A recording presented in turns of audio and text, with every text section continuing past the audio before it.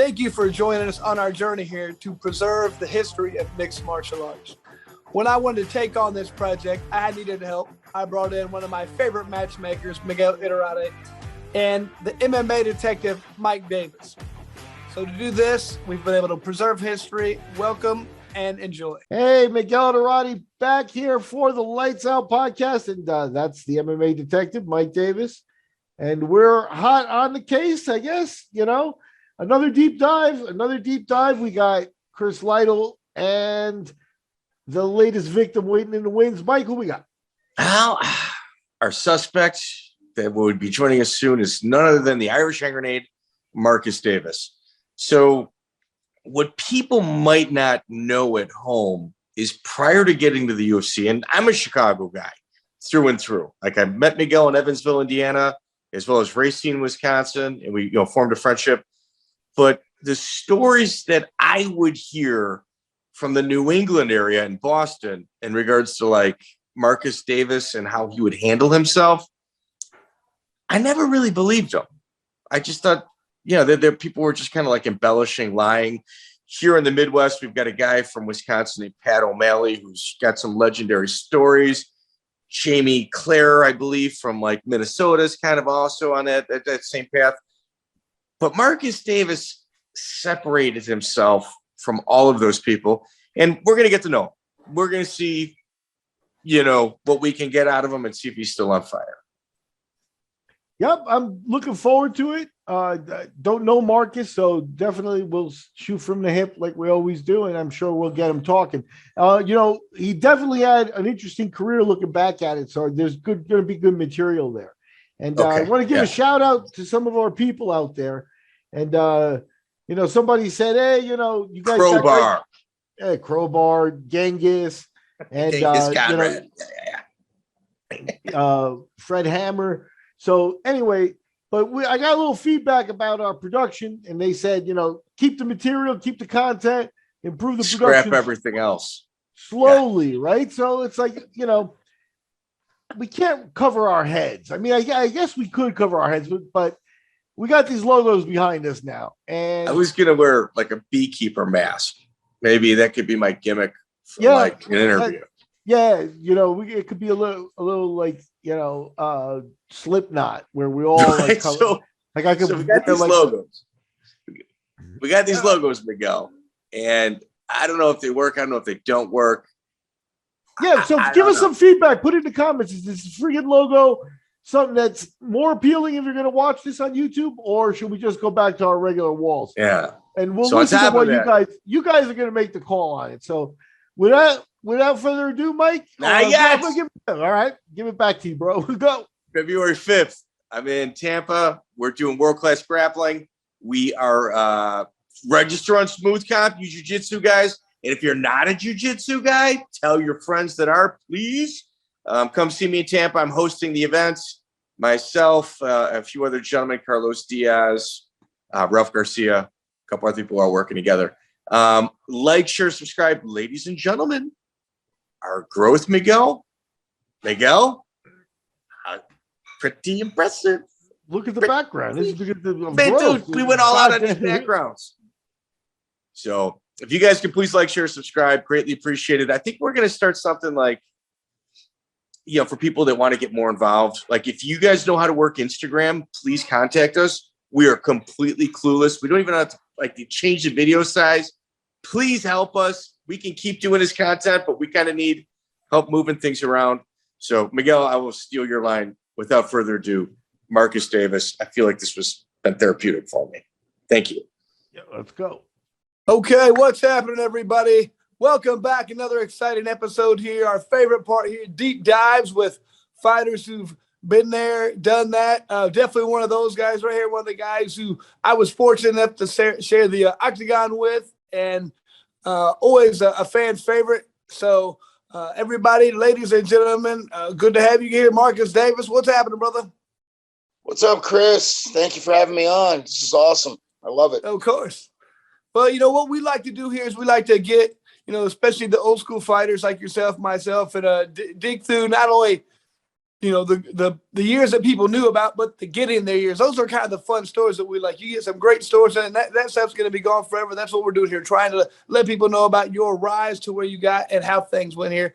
I got Miguel on my right, Mike Davis, MMA detective down here. So I'm going to let Mike, he's the one who investigates you. He's the detective, not me. So Mike, go ahead and take this away. All right. So Marcus, did you grow up in Maine or Massachusetts? I grew up in Maine. I got basically Massachusetts kind of adopted me. But yeah, I was definitely grew up in Maine. Okay, so the little research that I've done, like on your life, pre-boxing, Right. It sounded like you had a really rough upbringing. Yeah,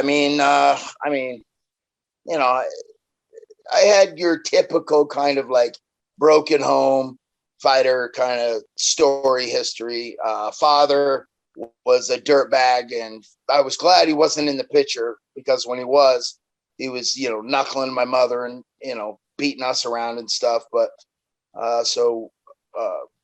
that was early, very early. And then my mom was smart enough to run away with my brother and I when I was like 4.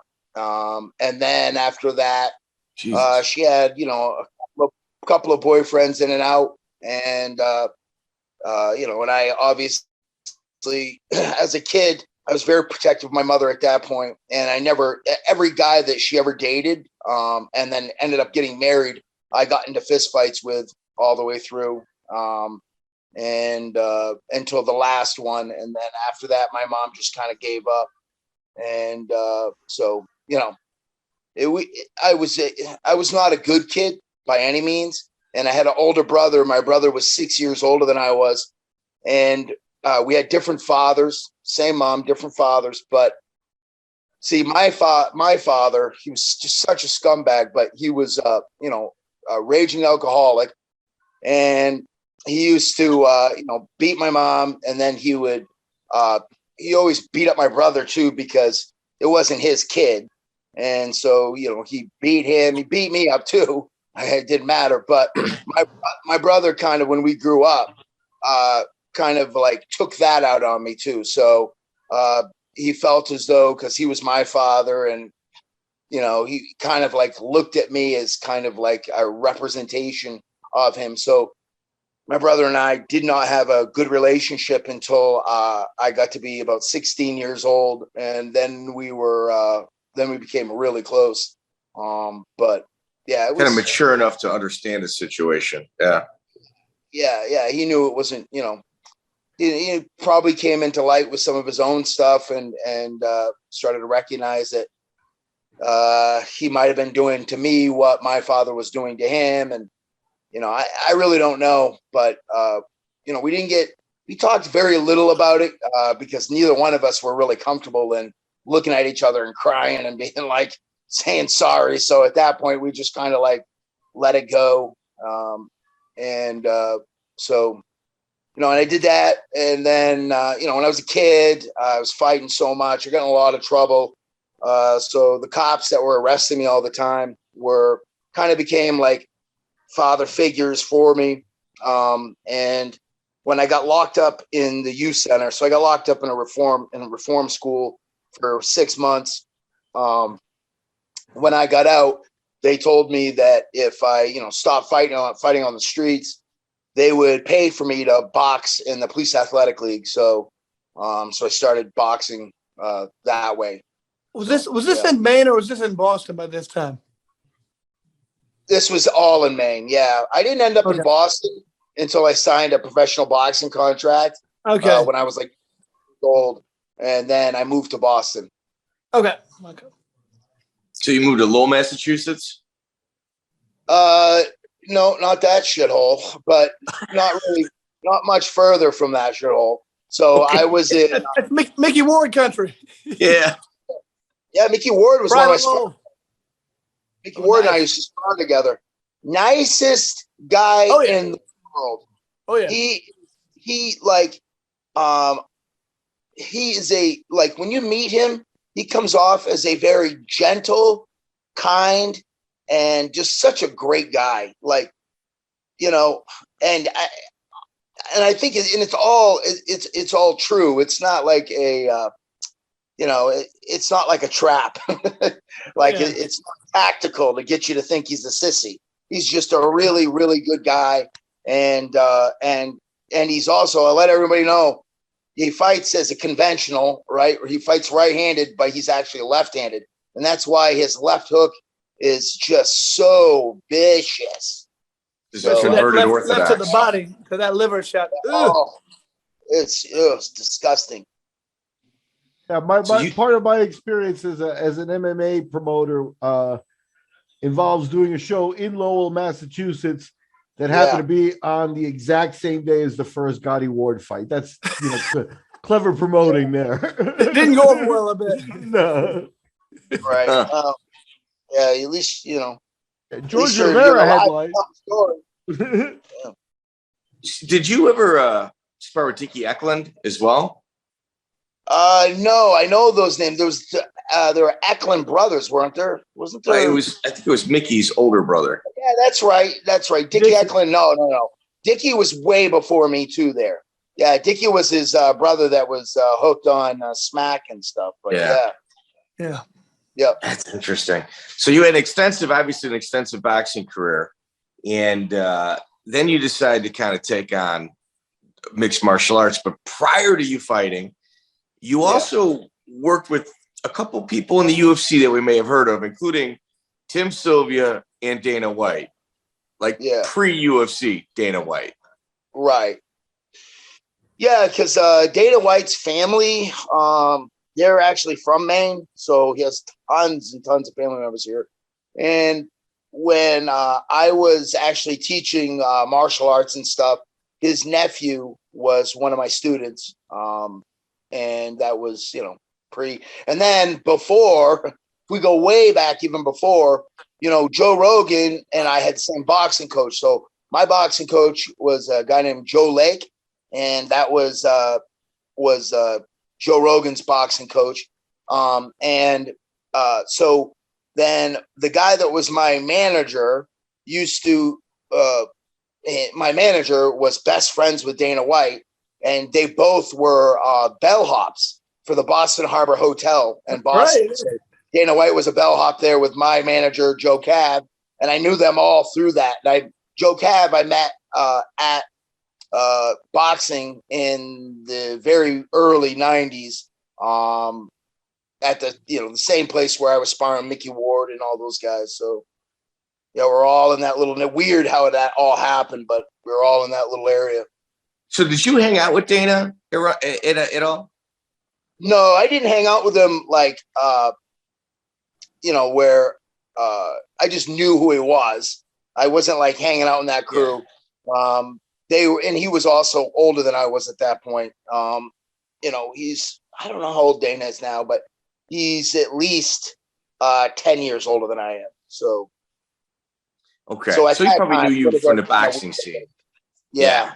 That's it. And I know lots of stories. I know stories. I know stories about him and everything from back in that day. Some crazy shit that, before he was Dana White that we know now, but he was a wild man. That guy was,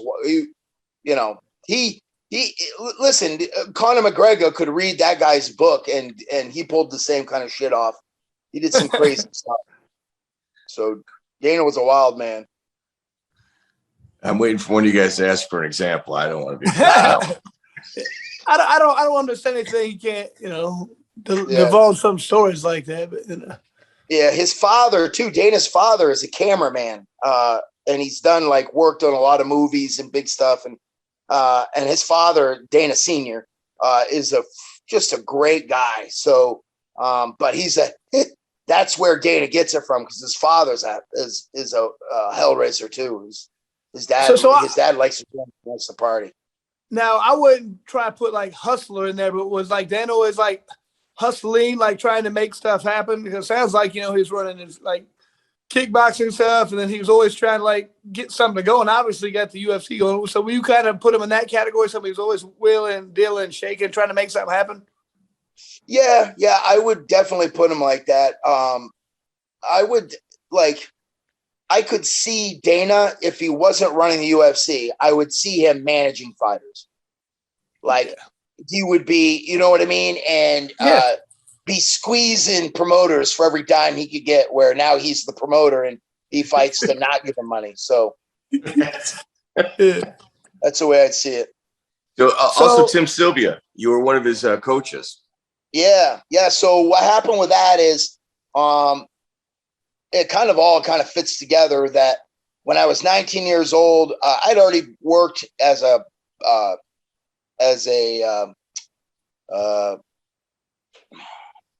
in bars before, doing like, being a bottle boy and all that stuff, bar back and all that crap and everything. And then when I moved to Boston, they gave me a job working as security and as a bar back at one of their bars that they owned. And then when I moved back to Maine, I started running nightclubs, and then I was running a nightclub in Bangor, Maine, and Tim Sylvia came to work for me as a security guy, as a bouncer. And at that time, Tim was he was like, 6'8", and he was like 400 pounds or something. He was just huge, and he was playing semi-professional football. So he came in, and maybe not 400 pounds, but he was pretty close to it. And he came in, and we were talking. I'm like, he couldn't even, like, he walked funny. He wasn't athletic at all. And I was like, man, you can't be like this big and not know how to fight. So I made it mandatory that the guys that were security officers or bouncers there to come and train with me on the weekends. So I was running basically, like an MMA kind of thing out of a Gold's Gym that we had there that was also owned by the same guy that owned the bar that I was working at. And I had them in there, and we were doing some crazy shit back then. And, it was more like street fighting. We weren't really looking for MMA. We were doing stuff that was more about real combative stuff. So, and Tim came there, and then started training there. And then the UFC started happening. And Tim said, hey, I'd like to try that stuff. Then we found out that they were doing those pancrase things in Massachusetts. Which was, anybody who doesn't know what pancrase is, it's basically like a slap fight. You can open palm strike people, and you can still kick, and you can open hand strike. You can kick. You can like knee to the body. You can kick wherever. Submissions. You can't. Submissions. But no elbows. So you couldn't elbow, but you could do all the rest of the stuff. But you can kick to the head too. Yeah. Yeah. And so we took Tim to one of those. He actually won it. And then we went to another one, and he got to the finals. And what was funny, in the finals, he lost by submission to Jorge Rivera. So who I ended up becoming teammates with at Sityodang. But he lost Jorge Rivera by guillotine choke. So, this was back when we didn't even know what a fuck guillotine choke was. And so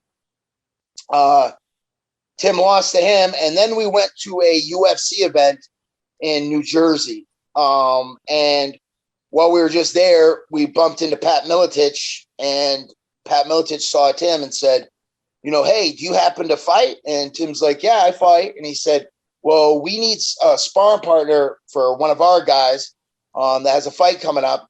We'd like you to come down there and spar. And so Tim went down there and then called me and said, hey, man, I'm not coming back.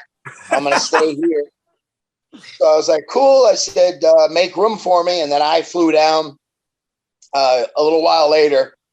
Quite a while later. It wasn't right off the bat. But so I actually flew down the very next week after Tim beat Rico Rodriguez.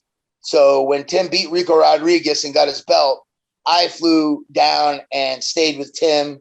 And Tim lived with with Tony the Freak Fryklund. Do you remember Tony Fryklund? Yeah, Oh, yeah. of course. Yeah, so Tony and him were roommates.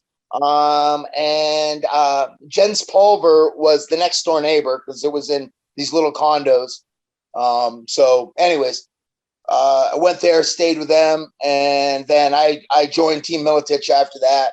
And then I had a few fights where Pat kind of helped out, jumped in my corner there. And then when I got on the show, I ended up joining Team Sityodang because, it was close to, I was in New England and Iowa. So let's rewind just a little bit. Go ahead, Chris. I had a question. So training over at Team Miletich, man, a lot of people don't realize for several years that was probably the best place in the world. Some of the best fighters in the world. How was it? How was the sparring there? How was the room? We always heard how tough it is. Yeah.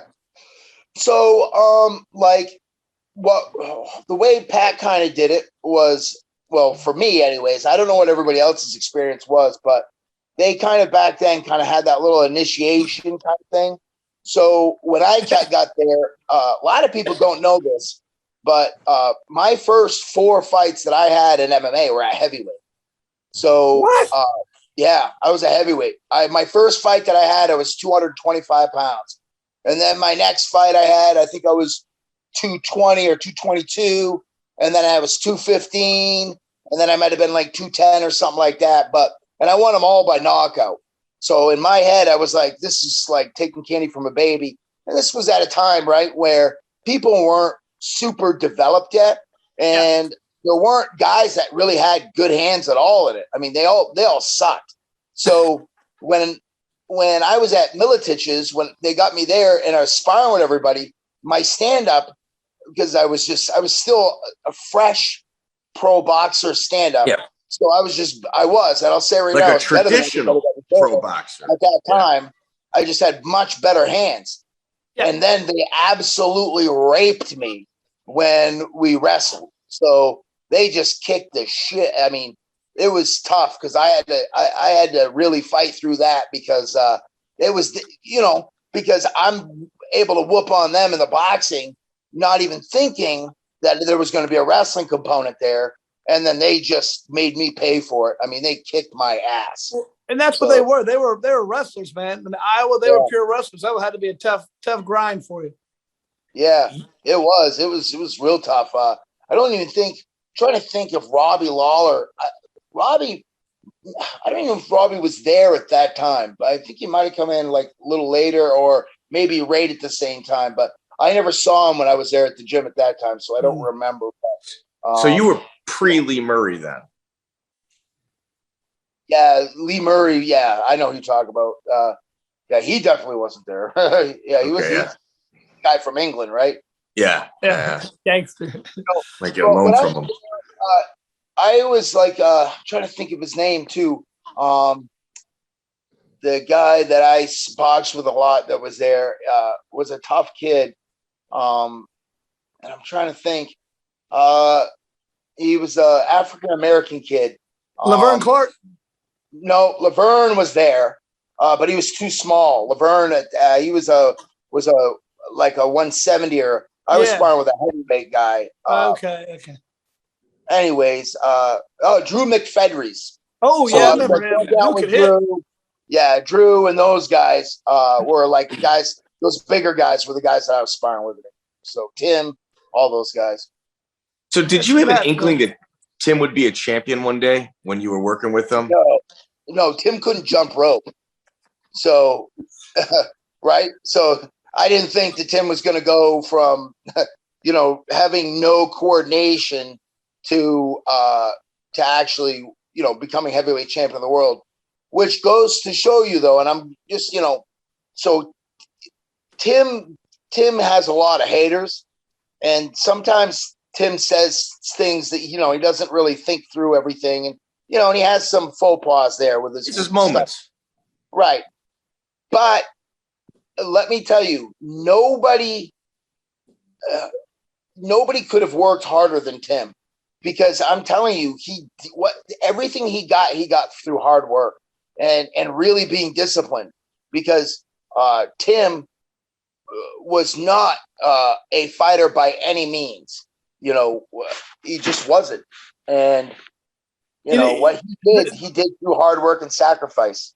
That's impressive because most of the fighters, I would say, they're natural fighters. It's kind of in your DNA. And people ask me sometimes, like, why did you choose to be a fighter? I'm like, I didn't choose it. It kills me. It is what it is. But I mean, you say Tim's not that way. He got it by hard work. And that's something to be said about that. Cause it's a tough sport to be in like that. Having not as much ability. That's tough. Yeah. 100%. It was all that. Yeah. Cause I was the same way. My mom used to tell stories to everybody that I was punching before I was walking. And she'd set me down into a corner and I'd just start throwing punches. And I came from a family of boxers. So, and her father had 50 professional fights and never actually lost one. And I didn't believe that when I heard it. So when I was a kid, I'd go to the library and I would look up on the microfiche. I'd go there and back then, because they didn't even have freaking computers. And I'd look up on microfiche and read stories about my grandfather just, smashing guys.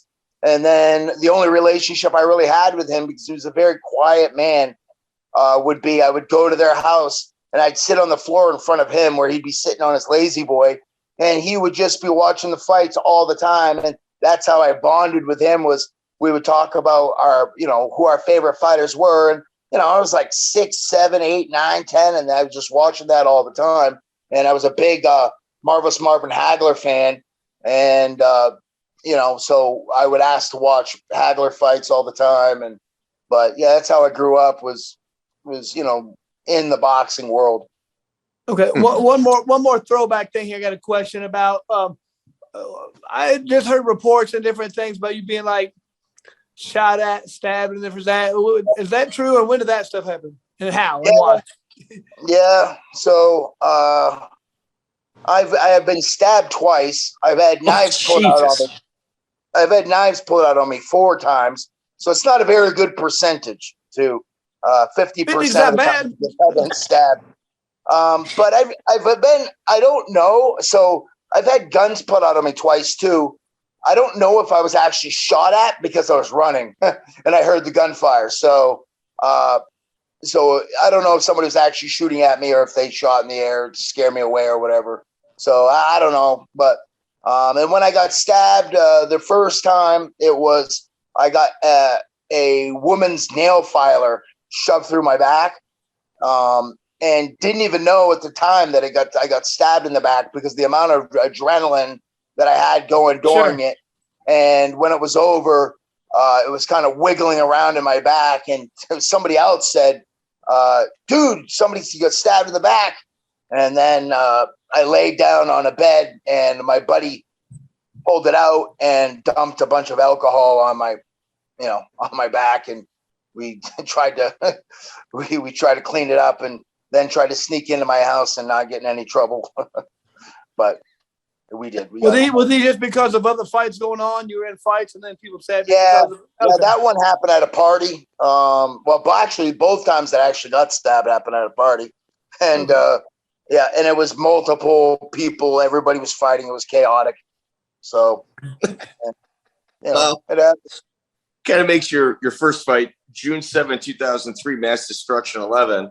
You had mentioned it was at heavyweight against Christopher Rea. Yeah. Did you know walking into that your life was going to be just based around mixed martial arts for the next 15 years? No, I didn't. I didn't. I was still working in nightclubs at that time. I had been married twice, divorced twice. Things weren't great. I was actually at that time, I had just actually my current wife now, who's in the other room, was my second ex-wife. So she could come in here and tell you that during that time when I fought Chris Rea, I had just getting I had to go up for potentially being indicted for I got in a fight and I hit a guy that ended up like he kind of really is a big dude, and he locked up and his head hit these cobblestones that we were on when I was out on a date with her. we were actually out on a date. Came back to my bar to close it down and do to do the cash deposit and stuff, and got in a fight with this guy. And anyways, his head hit the ground and it just busted open, and he went into a coma for like 10 days. And then when he got out of it, I had to go in front of a grand jury and stuff. And that was all happening at that time. And then I had another instance where I kind of like crushed a guy's head, his skull, half his skull. And then I was looking at charges for that. And this was all at that same bar that I was working at. And so then she and I got divorced and she left. So then there was a bunch of biker gangs that wanted to kill me.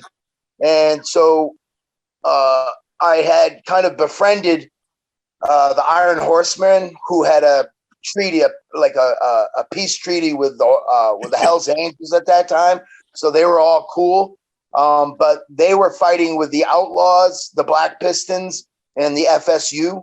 And I had made it so none of those guys were allowed in any of the bars if they were wearing, gang paraphernalia. So it's, I put signs up that said, no colors allowed into the bars. So if they had those jackets on, they, to me, it was like, if you had it on and you came in, you already knew that you weren't supposed to have that on by then. You know what I mean? I had it in place for so long that when guys came in and they had those jackets on, I just would start kicking the shit out of them. I didn't ask them to take the jacket off. I didn't ask them to leave. I just knew that they were in there to start trouble. So if you came in that door and you had that jacket on, we were going to fight. So what ended up happening is that because of that, shit got pretty wild and pretty crazy, and we had some death threats. And then that's when my wife, I had some death threats, and actually had cops come to me and ask me if I still had my concealed weapons permit. And I said, no, I let it expire. And they were like, you better carry a gun. And I'm like, what? And they're like, yeah, we got a tip off that they've got like some kind of hit here, that they brought some guy up from Rhode Island, all the way from Rhode Island to Maine, that's looking for you and all this stuff. And then I actually went to my gym. And when I went to my gym, the guy at the gym said, hey, there was this big dude here that had an Outlaws jacket on and was asking for you. And so things got really crazy. So she ended up leaving me, and she went to Holton, which was about 4 hours north of where we were. And I was like, yeah, you know what? I'm not getting scared out of here. That's understandable on her part, though. Yeah. What's that? Yeah. That's understandable on her part, though. Yeah. And so what ended up happening is that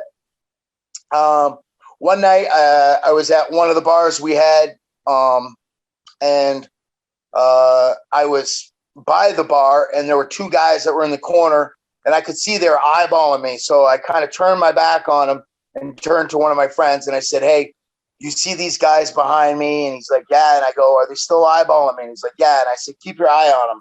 And he's like, okay. So we're sitting there talking, and he then said, hey, they're coming over here. So I turned around, and some words were back and forth and everything. So I ended up punching the guy out. And then my buddy that was there with me that told me that they were coming, he jumped on the other guy. And after it was all done, we called the cops. The cops came, arrested them. And what's kind of funny is that each of them had a knife on them, which we didn't know. They never pulled it out. But the cops told us afterwards, said, you're lucky these guys had knives, that nothing didn't escalate to any further.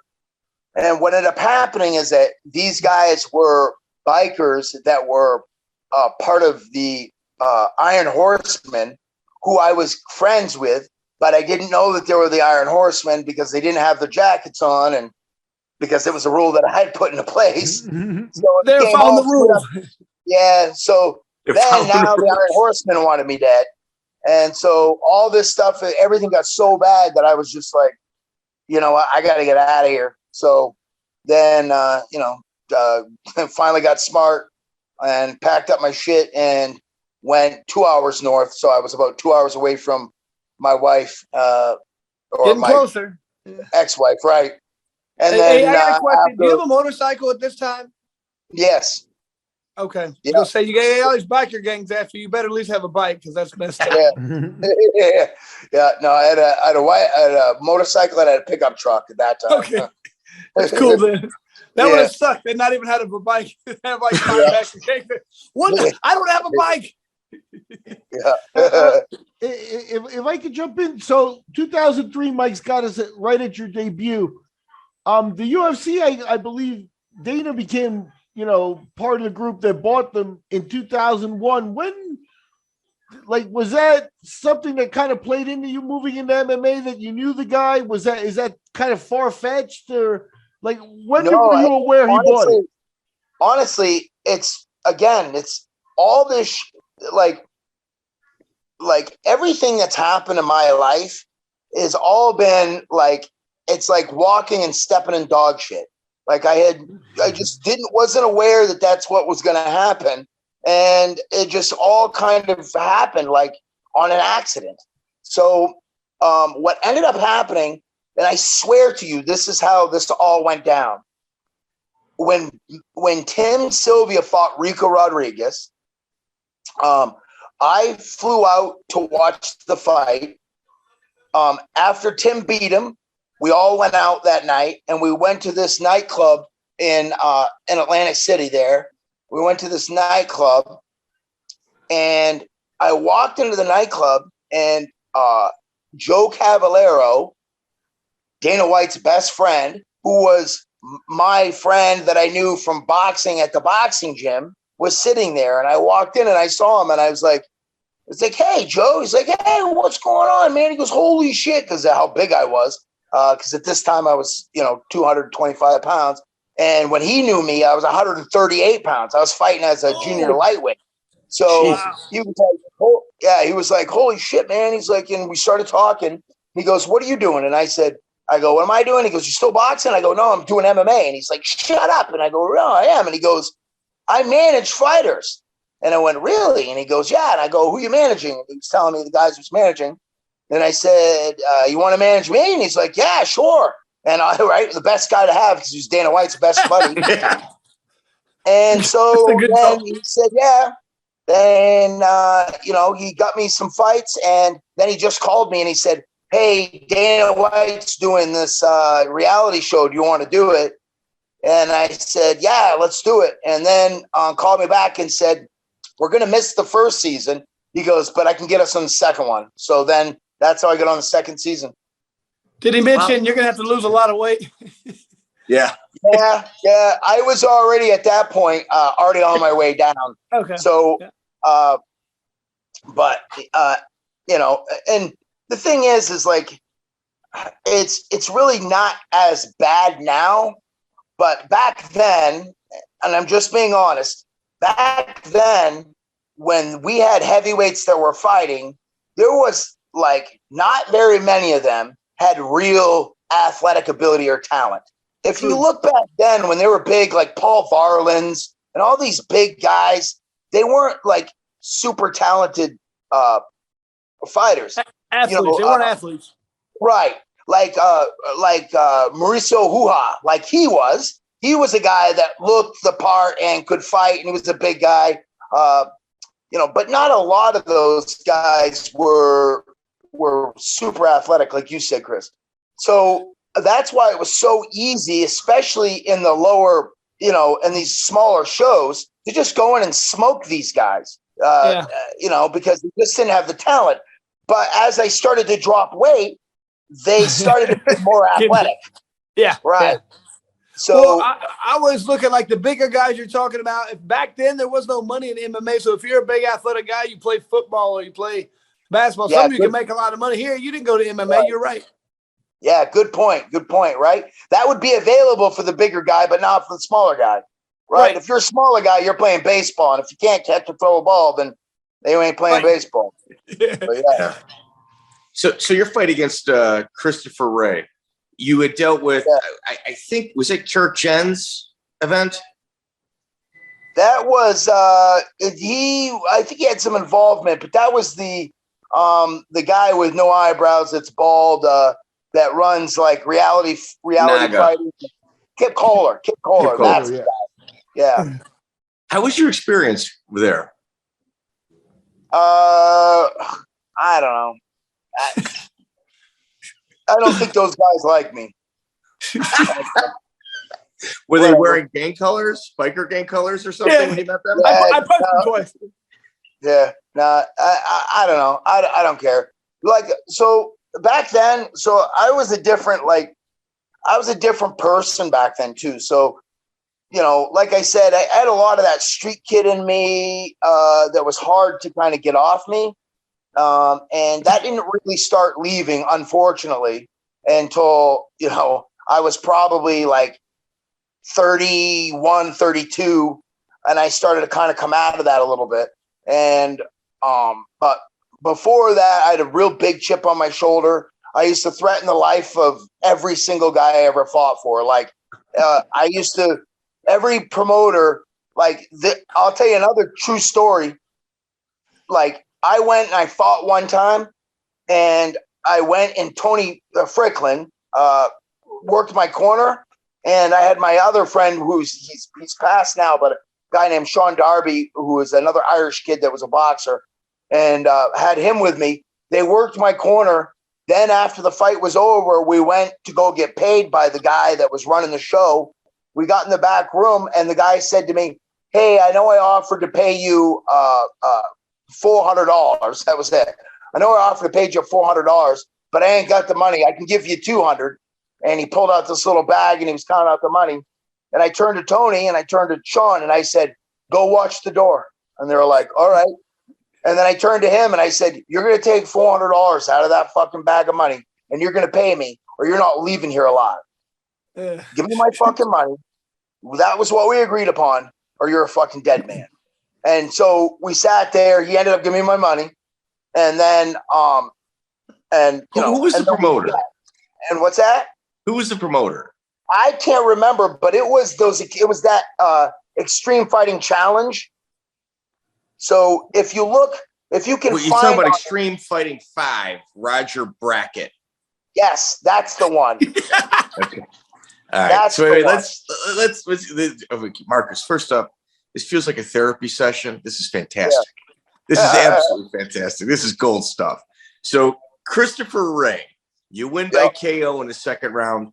You had a whole bunch of bad habits you had to break coming from boxing. How difficult was that fight for you? It was easy. So what happened, and this is why the Chris Rea fight was easy, was they told me that the kid had just won the Golden Gloves as an amateur. That he won the Golden Gloves, but he was a wrestler from Montclair University. I can't believe I still remember that, which is crazy, because he was from New Jersey and he had wrestled at Montclair University. And they had told me, you know, listen, he just won the like they're telling me this like as if I was going to be impressed and be worried about his hands. And I'm like, all right, he was an amateur boxer. This is fantastic because he'll probably want to stand with me, which is what he did. And that's how I finished him, is because as soon as the fight started, I came out pretending to be right-handed. And then right after we touched gloves, I switched to left-handed. And first thing, straight down the middle, I threw a left hand, hit him on the chin and dropped him. And then I jumped on him and tried finishing him, and he never recovered from it. So, you know, through this, I ended up stopping him with strikes. Ended up inside his guard, and I don't even think he knew what the guard was. And I didn't barely know any of that stuff either. And I just kept beating him in the face until they stopped the fight. And that was how I beat that guy. But, you know, it was a pretty easy fight. So Roger Brackett, it says you win by submission. So obviously you hit. Hilarious. This is hilarious. And you want to know why? I'm telling you guys, this is all true. I can barely say armbar. Because I say armbar because I'm from Maine. Right. So I can barely say it.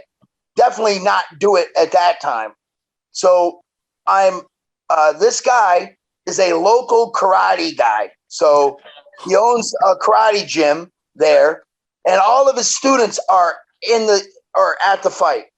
And so fight starts, and I just run right out and I start beating his head all over it's in a boxing ring, I think, is what we were in. It wasn't even So I'm beating him all around the ring, and then I end up getting him on the ground, and I don't even know how I did it because I couldn't wrestle either.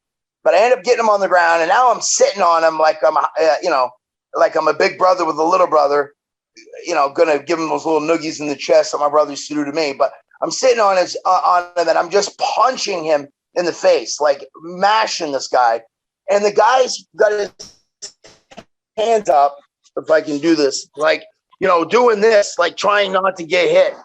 And I just keep bashing him, and he's screaming to the top of his lungs to the referee, I quit. I quit. He's just screaming, I quit. So I just keep wailing on him. And so he just has his arms out like that. So I grab his arm and I throw my leg over his head, not even really, not knowing exactly what I'm doing. And then he taps out, and the ref stops it. And as soon as he stops it, the kid jumps up and gets in my face and starts yelling. And I said, you better fucking back up before I knock you out. And so him and I are arguing because he was screaming at me. I said I quit. Then the referee split us up, and the referee said to him, I thought you could take a few more. That's what the referee said to him. I like it. Who was the ref, do you know? No, I don't even remember that. I don't even remember. And that's what he said. The referee said, I thought you could take a few more. That's a good ref, man. I'm not going to listen to you. Yeah. And anyways, so it was funny. It's like when they announced me, this is how much of a dirtbag I was. So they announced that I won. Everybody started booing. And there was this one guy that had been like yelling shit out. And I ran to the ropes and pointed right at him over the ropes. And I said, you're dead if I see you outside. Like, we're all freaking out. And then I turn around, and Tony Fryklund is squared off about to get into a fight with a security guard. Well, all this, it was just all chaos. And anyways, that all chilled out. And then I had to go like threaten to kill the friggin' promoter to get my $400. So you probably weren't asked back, huh? Yeah, no. I wouldn't have fought. Who am I? I probably would have still done it. I love it. Yeah, Marcus, you seem completely reasonable up until this time. I just want to point that out. I mean, there's none of your actions that I disagree with. I got one that's really bad, and this could get, with cancel culture out there, it could be really bad if I tell this story. And we can edit. Yeah. I don't believe you. We do. No. That's actually legit. That's legit. So Joe Cavallero, the guy that was my manager and Dana's best friend, if he sees it, he could tell you and verify this is a true story. So I ended up fighting again. So this was still pretty early in my career. Well, are we going to get there? You guys know who Bruce Marshall is? I do not. Bruce Marshall? You guys know Bruce Marshall? I don't. Was like a really big Bruce Marshall. He started the Combat Zone. That was the name of a promotion here in New England. Yes. Or here in New England. I'm in North Carolina, but in New England, it's called. So I went and I was going to fight for him after. So this was immediately after we shot The Ultimate Fighter. So if you look on there, if you look at my record, I fought a guy named Andy Normington. I think is his name. Wait. Let me correct this. So you fought Andy Normington, Combat Zone 14, April 8th, 2006. You were actually the main event. Yes. Yep. Okay. So that was right after. That was right after I did the Ultimate Fighter, which was in 2005. So I was out of the UFC. So they didn't, which helped me out actually. That they didn't. That they released me after the show because I wasn't held that shitty $10,000 contract. So when they wanted me back, which was a year later, they had to renegotiate to get me back, and I made a lot more money. There you go. Anyway, yeah, it worked out great. So, and then when they wanted me, I was on a 6-fight win streak. And then when they brought me in, I went on a 6-fight win streak there. So every time I won, as you know, Chris, my money kept going up and up and up. Yeah. It was great. But yeah, so anyways, Bruce Marshall, who has passed away. So I hope whoever hears this story, I had Bruce and I squashed everything. Everything was cool before he passed. Thought he was a great guy. It was David George and Bruce Marshall owned Combat Zone, correct? I don't know. All I ever dealt with was Bruce Marshall. Okay. And unfortunately, he's the only one that dealt with me. So what ended up happening is I fought on a show. We negotiated what my pay was going to be, and it was a good. It was very fair. Then I was going to get a percentage of ticket sales, and so So I ended up the place sold out. So the place that we fought at sold out, and it almost got shut down because he still let more people in. And the fire marshal came. That's how busy this place was. It was amazing. So and Bruce Marshall. So this is an important part of the story. Is he had a handicapped child too? He had a handicapped child. He was married, and anyways, it's kind of part of the story. But so ended up fighting for him, and I had a very large check for a small promotion. I want to say the check was like $17,000, which that's good. Small promotion, right? Huge. Especially at this 2006, it was a lot of money, and for me, it was a shitload of money because I was a street kid and I didn't have any money really. So I'm now back in Maine. I'm literally driving to the bank to deposit the check the very next day. And my cell phone rings, and it's Bruce Marshall. And he says to me, "Hey, Marcus, I deposited that check yet?" And I go, "No, I haven't yet." And he says, "You might not want to because it's going to bounce." And I go, "What?" He goes, "You might not want to because it's not going to clear." And I said, "All right." I pull the check out and I read the address on it. And I go, "This address where you live?" And he goes, "Yeah." I said, "I'm going to fucking come there with a fucking hammer and kill you, your wife, and your retarded child. If this fucking money doesn't clear, you're a fucking dead man." And then I hung up on him. So I looked at the check, and the check is from Key Bank. And while I'm driving to Key Bank, because I'm not going to deposit my bank, I'm going to Key Bank to find out what's going on. My phone is ringing, and it's Joe Cab. My phone. Joe Cab keeps calling. I go into Key Bank. Everybody knew me. So I went in and I was like, "Hey, what's up, guys?" They're like, "Hey," I said, "Can you do me a favor? Can you check this check and see if the funds are there?" They take the check and they look and they go, "This just barely clears." And I said, "Cash it, take it all." Yeah. So I ended up getting my money, but everybody else that was on that card, their money would have bounced, I guess. So then I come out of the bank and I then return the call from Joe Cab, and I'm like, "Yeah, what's up?" And he goes, please tell me that you just did not threaten to kill Bruce Marshall's retarded child with a hammer." And I was like, "Do you want to get paid?" And he goes, "Well, yeah." I go, "Because I got the money right now. If you don't want it, you don't have to take your percentage." And he's like, "Well, yeah, no, but you can't do that." And I said, "You know what?" I go, at that time, I had 3 children. I go, "I have 3 children that I have to feed and I have to take care of. I have 2 ex-wives that they want me to take care of those children. And I got other people who count on me. So why does his family more important than my family? Because I completed what I was asked to do, and that's sell that place out and beat that kid's ass and get my show and win money and the money that for these tickets." And I'd already dealt with so many like just shitbag promoters in boxing and MMA that I was done with it. Like, these guys think they're gangsters. And who, right? If you open your eyes and you're laying in your bed and I'm standing over you with a friggin' hammer in my hand, you're not going to be that much of a gangster at that point. And so, people got to pay.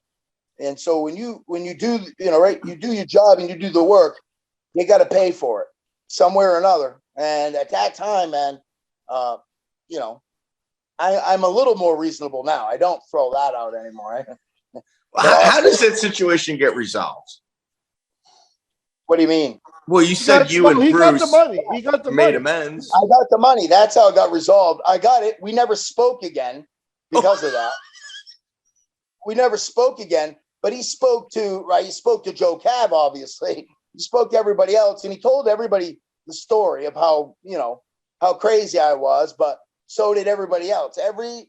Like when I first started at Sityodang, training with Mark DellaGrotte, after I had been there for a little while, he came to me and he said, man, we got to tell you something. And I was like, what? He said, when I told everybody that I was going to have you at our gym, he said it was like an intervention. Like, he said that all these people at Sityodang went to him and begged him not to let me in the gym.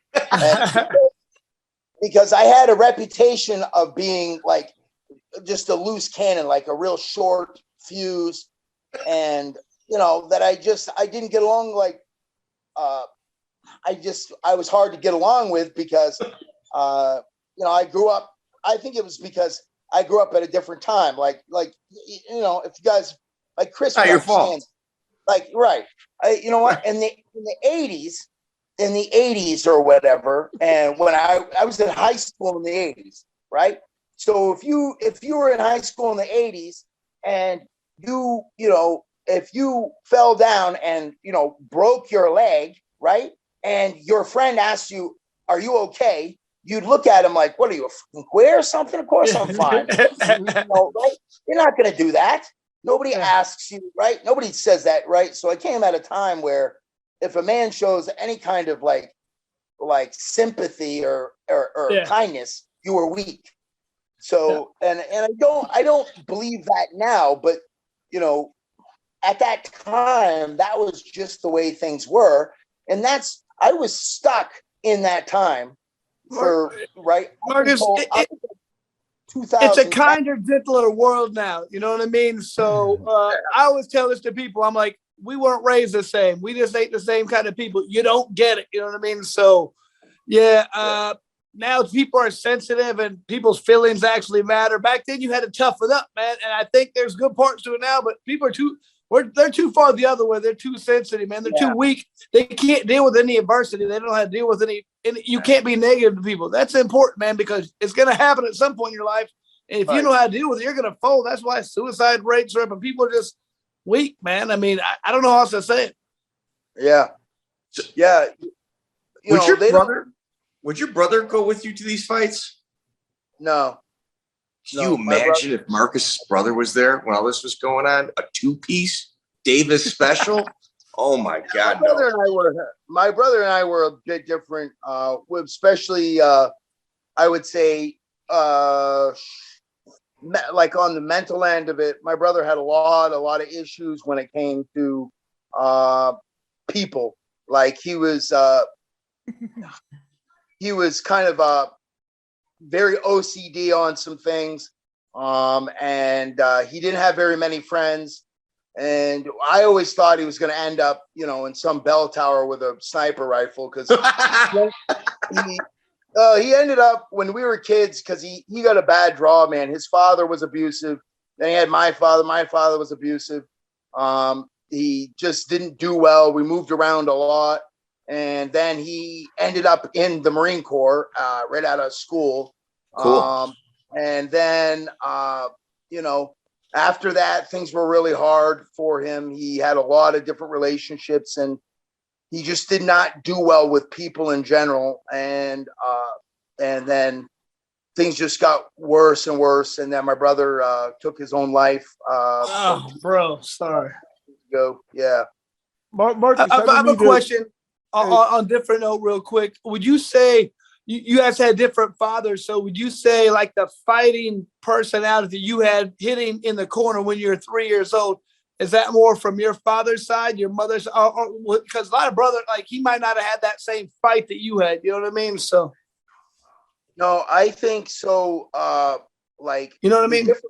The difference was, I had it, and I was quick enough pulled away from my father, and then the violence that my brother was doing to me. And then when I went to school, and if there was an issue and there was violence in school, I was very comfortable with that and comfortable with, the fighting and everything. It was different for my brother because my brother's father was violent to him. My father beat him up. When we were really young, I don't remember the time very well, but my mother was afraid my brother was going to actually kill me because our fights weren't like regular brother fights. They were, teeth getting knocked out, noses getting broken, cuts and stuff like that. They were really, really bad. So my mother sent him back to Alabama where his father was to live with his father. And then his father broke his jaw. So when his father broke his jaw, the state said to my mother, you got to take him back or he's going to be part of the state. So she ended up taking him back. And this is again, truth. My mother then, in order to just make sure that I was going to live, she had to hire 2 grown men to be at our house to keep my brother away from me, to make sure my brother didn't kill me. So it real bad. And then finally that kind of subsided for a little bit. My brother ended up moving out of the house when he turned 18. And then when I was 16 and my brother was 22 and he'd been in the Marine Corps for a while, we were celebrating my cousin's cousin's birthday at a this big family thing. And my brother, while we were singing happy birthday, reached over and yanked out like a handful of hair out of my head. Thought it would be funny and yanked it out. And then, I screamed at him, that girls pull hair or something along that lines. And then he hit me. And then I punched him in the face and then tackled him into the wall. And then we were basically wrestling and fighting. It got broken up. My grandfather had us all taken outside. So we went outside and I ended up knocking my brother out in the backyard. And then after that, he never laid his hand on me again. He never touched me. He never tried to fight me. And what's weird is that's when we started to become closer. So we actually became friends after that, which is weird as it sounds, but we got closer and we bonded. But he never was the, he got into some street fights, don't get me wrong, but he was more of that creepy, quiet guy that, you know what I mean?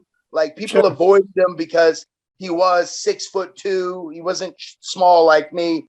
He was bigger than me and people just stayed away from him, So, he was able to avoid it that way. Whereas I wasn't. I was always kind of small and I didn't, I had a mouth. Not that I went around and I yelled, just caused problems. But if somebody said something to me, I didn't walk away. I, would stand my ground. And that's not an easy situation for anybody. And, like, what kind of animal wants to break a kid's jaw? I mean, that's... Yeah, his father was just just a absolute dirtbag. And when my mother was with his father, was going to marry his father, my mother at that time was 15 and I believe he was 30. So, yeah. So it was a really bad, and same kind of thing with my father. Because when my father married my mother was 20. I think she was 20 and my father would have been, I want to say he was like 32 or something like that. Not a lot older, but still older guy. And I think I don't know right now. Cause as far as I know, I believe I'm the oldest one left in my family line. So, my mother has passed, my brother, all my, relatives, grandparents, all my uncles, all my aunts, everybody's passed. So unless I did hear a rumor that my father was actually still alive, which would be crazy if it was true, because he was a vicious alcoholic, and he'd be 80. I think he'd be he'd be in his mid 80s right now. So that's wild, man. Yeah, that's not pretty. Have you ever, and like I said, we've got to talk about your fight against Shaun Gay, and obviously your fourth fight against Thiago Alves. Have you ever thought about like psilocybin? Have you ever looked into those treatments? Yeah, you know what? It's funny you say that, because I swear to you, my wife and I were talking about that last night. So she was talking about maybe doing that. It. Yeah. Do it. Marcus, I got 15 years in law enforcement. It 100% changed my life, man. Okay. 100%. Like, I cannot explain to you how, like, I don't drink alcohol. I don't do any of that. It's the greatest thing that I ever went through. It allowed me just to kind of purge, my bullshit.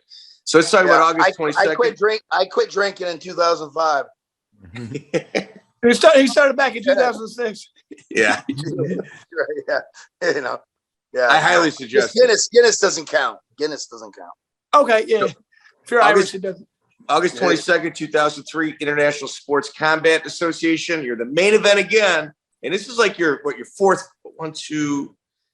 third fight, and you're the main event.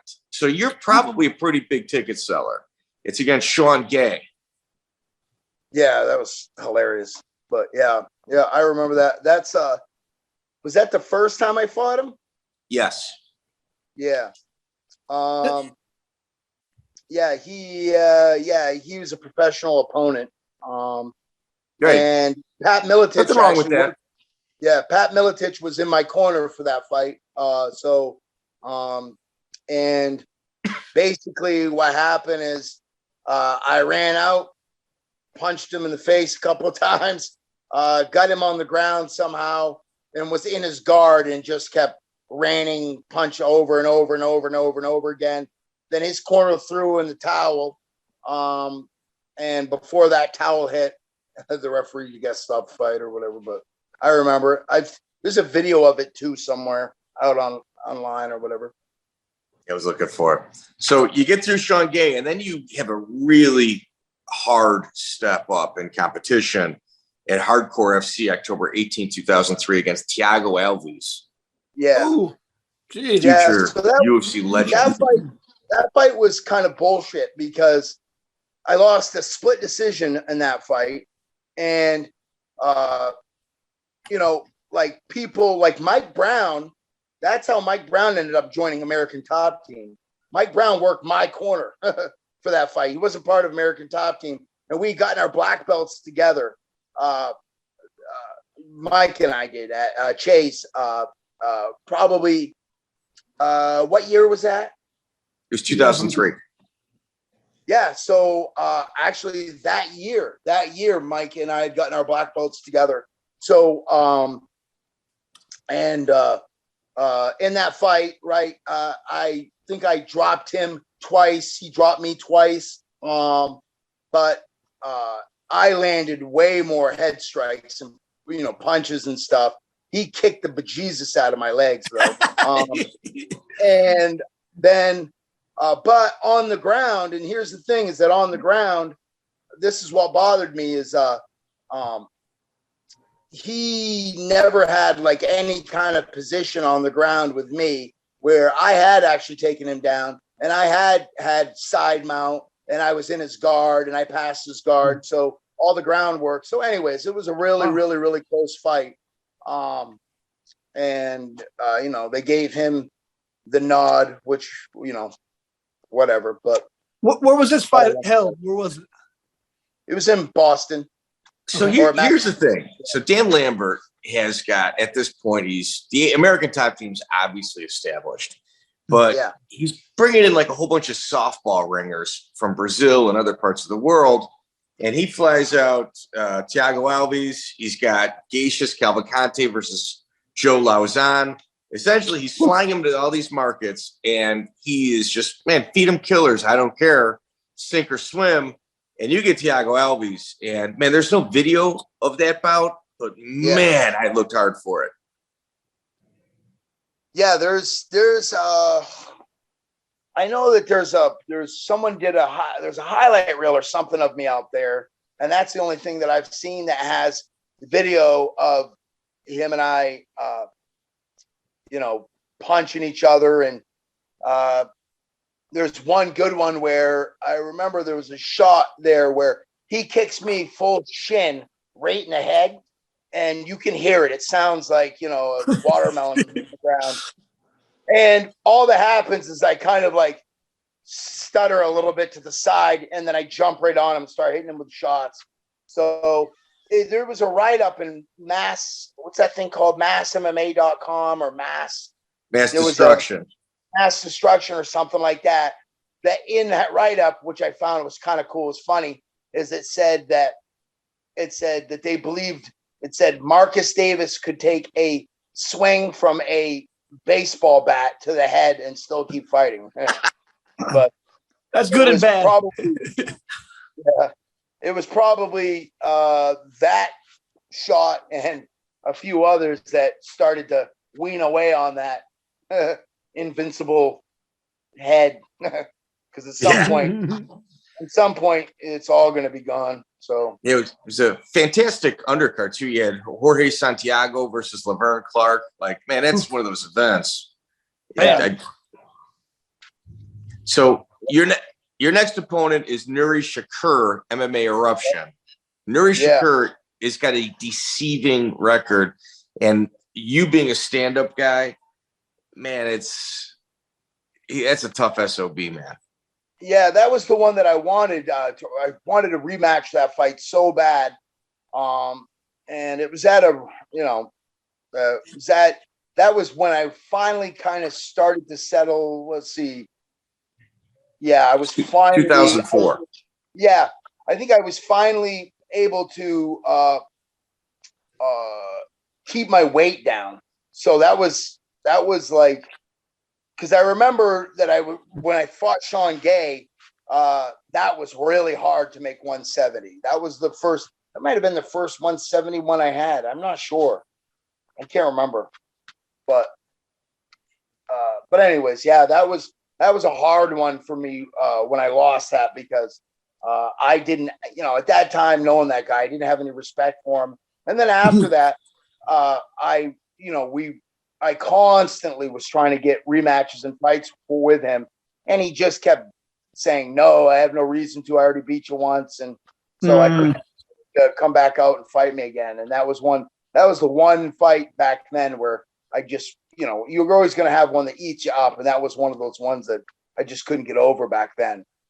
Thank you for bringing it up. Yeah. Well, he was a pretty talented stand-up guy, though. Like he really had decent hands. Yeah, well, I didn't think so, but I beat really up Aaron Riley. Yeah, Steve Berger too. I didn't know that. Yeah, I didn't know. Yeah, so like I didn't follow him. I didn't anything. I just didn't think he was. I didn't think much of him. But, okay. So you rematch with Shaun Gay after 2 losses. You got to have a bounce back fight. You do a fantastic job at Combat Zone 7. You had mentioned Bruce Marshall already. I think David George also was the owner there. After that, you find in Combat Zone 11 against Golden Legs, Renat Myzabekov. Yeah, Myzabekov. Yeah. Good luck with that. Right. Yeah. So you're starting to show your ground in that game. Yeah. I was hurt. So what's funny is like right before that fight, I was training a student, and we were drilling something, and I ended up landing on my elbow, which separated my ribs, and I ended up tearing my intercostals. So I didn't want to pull out of the fight, so I ended up fighting. So I was really scared of taking a body shot or any kind of wrestling happening.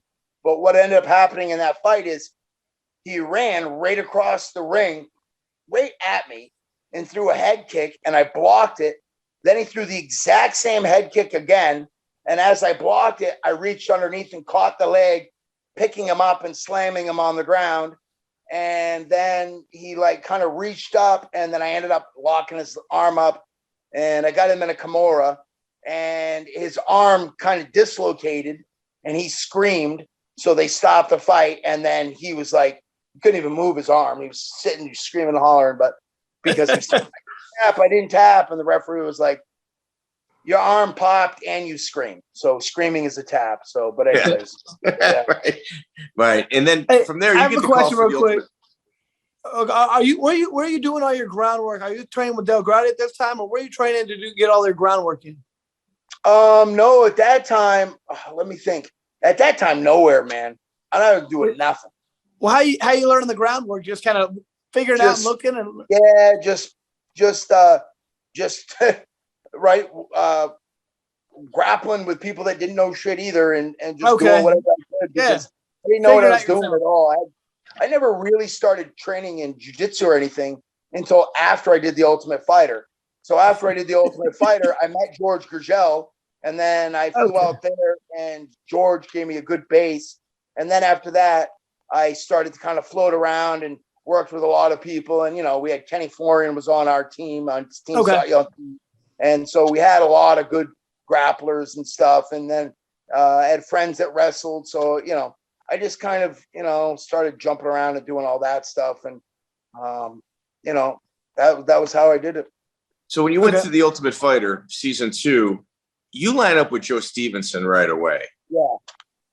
And that's a hard draw. Yeah.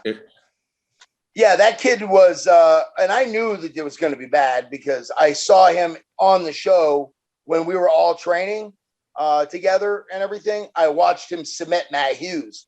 So we were all like, oh, shit.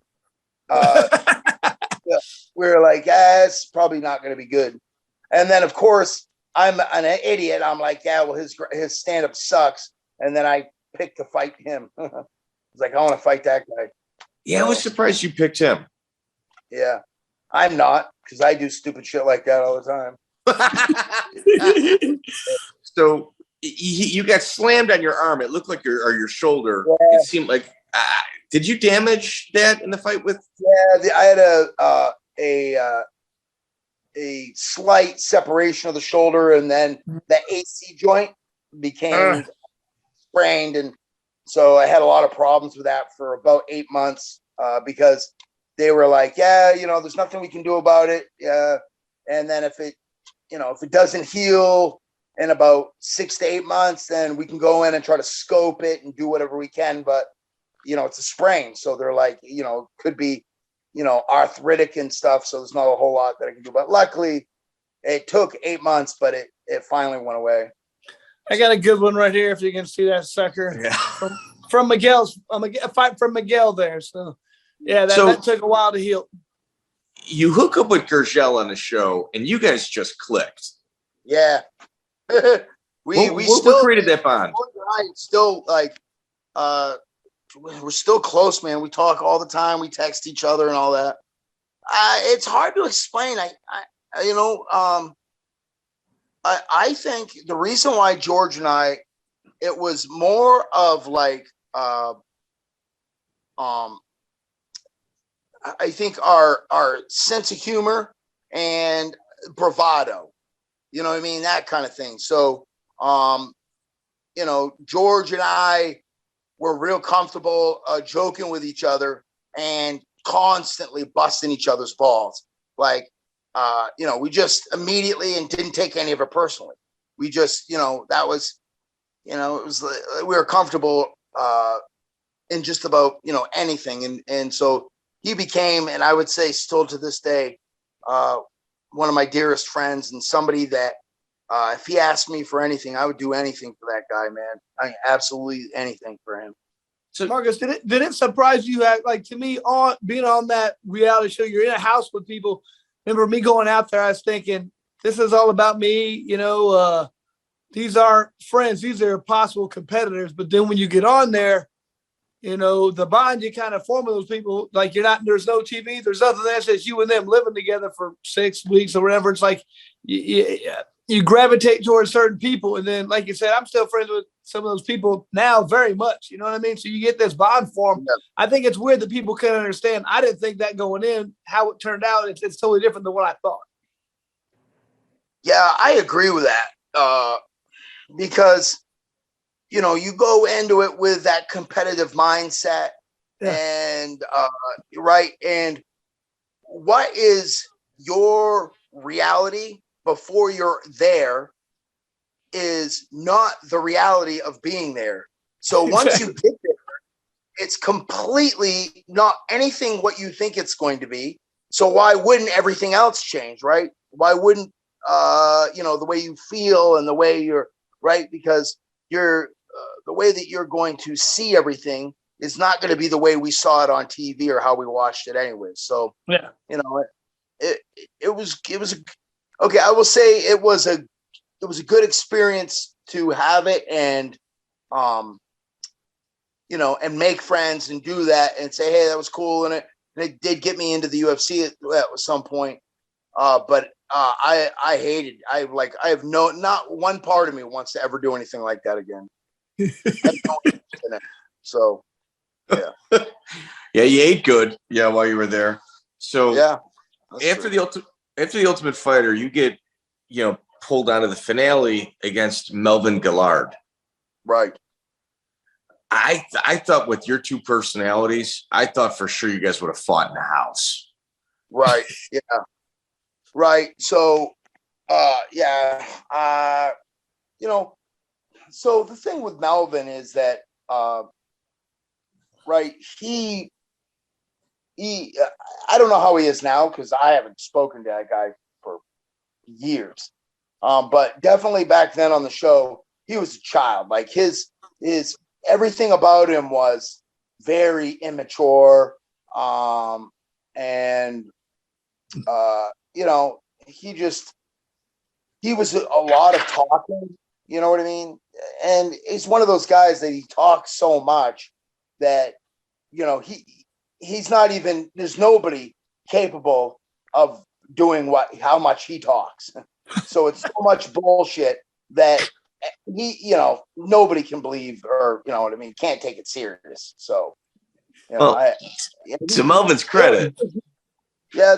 They never had any, we never had any problems in that house, man. We never had any like people not liking each other and wanting to fight.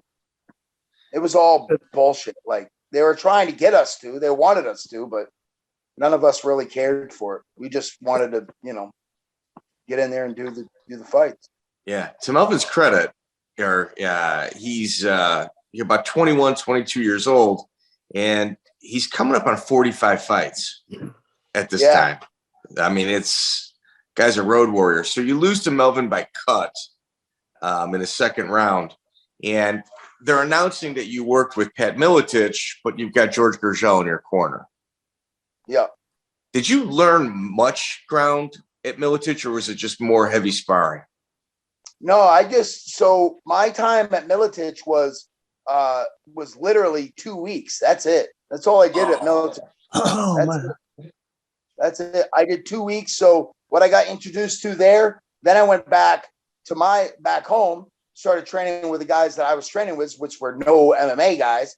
There were guys that had boxed, guys that had wrestled, but they weren't like MMA guys at all. There was no real MMA guys. So, you know, and it's hard too at that time because none of them were pros like I was as far as, you know, boxing and everything. So I really didn't have any until I met George. And then when I met George, you know, I spent a lot of time just doing the grappling and stuff. And then, you know, what's weird is that now that I've retired, you know, I spent the last 6 years just grappling. Like really, that's all I kept doing because, you know, I didn't want to, you know, at one point, I didn't want to have any more injuries. I didn't want to injure my eye. I didn't want to, you know, but I wanted to do something. And then in 2017, I did the Toro Cup and I competed against Brian Edwards. So Brian Edwards is a 200-time gold medalist. He's 240 pounds. He's 6'6", or no, yeah, 6'6". Yeah, I think he's 6'6", 240. He's a 2-time no-gi world champion, and he beat Saulo Ribeiro at one of them. So he's like a real, legit real guy. So I competed against him at Coral Cup for a super fight, and I submitted him in 8 minutes in the first round. Come on. Wow. So, yeah, which was funny because when they called me and I went out there, all my cop buddies were with me. And so I was teaching for what's called the NCTOA, which is the North Carolina Tactical Officers Association. So all their SWAT teams belong to that. So they bring me out and I do things with them, like higher level, like handcuffing techniques and all this other stuff that I've done, because I work with Tony Blauer and some of that stuff having to do with the spear system. And anyways, they were there to cheer me on, and they were telling me afterwards when they announced me coming out there, everybody that was there was going, "Oh my God, who's this guy?" They didn't even know who I was, and they were like, "He's gonna get freaking killed." And they were like, "Oh, that's the Irish hand grenade," and the cops were, and they were like, "Who?" And He likes to beat up bikers. Yeah. Hey, what did you catch him with? What did you catch him with? Yeah, inverted heel hook. Ooh. Yeah. Ooh. So he tried to do that. He tried to do that knee shield on me. So when he did the knee shield, he didn't control my posture. So I bang, just went right for it. So, and I got it. Nice. So when you're working out with Jorge Gurgel, was Rich Franklin, was he in the room with? Yeah. I sparred box and stuff with Rich all the time. Yeah, we all were working out together. How were your goes with Rich? What do you mean? You mean sparring and stuff? Yeah, with sparring. Yeah. Yeah, good. I mean, standing up, I did really well. Real good. But obviously, if I was grappling with Rich would just roll right over me. So especially back then, yeah. Yeah, so. he had a good group of guys though. You had Kerry Shaw was there, Josh Rafferty. You guys had Neil Rowe. He had a really cool thing in Cincinnati. Yeah. Yeah, he did. He had a lot of really good guys. Dustin Hazlett as well. In the UFC, a lot of good guys, and I learned quite a bit. They helped me, and then I held on to that, and it was easy to build off of that base at Sityodang and then the other places. So then when I was in New England, I was also training with Mike DeLuca towards the end of my career. He helped me a lot on some things too. And Mike DeLuca's, he's won a bunch of, world championships or whatever they want to call them all. I know there's a lot of them, but he's a really good grappler. So up until this point, you really look like a stand-up guy that's out of water once it hits the ground. That's kind of the reputation that you're garnering. So you talked about the Andy Normington fight, then it's Craig Gunder, but right after that, you fight a Doug Flash Gordon, who's from Elite BJJ, who is a fantastic ground guy as well. And, you beat him by decision, and it kind of shows the world that you can go with a high-end jiu-jitsu guy and not get submitted playing his game. Yeah. Was that a surprise to you? No, I mean, I wasn't surprised at that point. And, I just, I felt as though I had a very good idea at that time what the difference between sport jiu-jitsu and what MMA jiu-jitsu was. So a lot of guys that were good at sport jiu-jitsu thought that it would work in MMA, and therefore we're not winning those fights very well. Like if they got in there with a guy that didn't know. So here's the difference. If you don't know the difference between sport jiu-jitsu and MMA jiu-jitsu, and you fight somebody who's doing sport jiu-jitsu, you're going to be in trouble. But if you have a concept, a basic understanding, like you're not great at jiu-jitsu, but you understand the base of jiu-jitsu, but you also understand the difference between MMA jiu-jitsu and sport jiu-jitsu, you're going to do really well when you're just against a guy that does sport jiu-jitsu. So there's a big difference between that and, the sport. They're just so different. It's like trying to compare boxing to bare knuckle fighting. They're not even different. Not even close. Yeah, it's different. So you fought a couple times on Wild Bill's fight night as well in Georgia. How were your experiences there? Was it? I hear crazy stuff about that promotion all the time. Yeah, you know what? I never had problems, man, because the guy, I'm trying to think of his name. He was actually really good to me. Seth Bagzinski fought there a couple times as well. Yeah.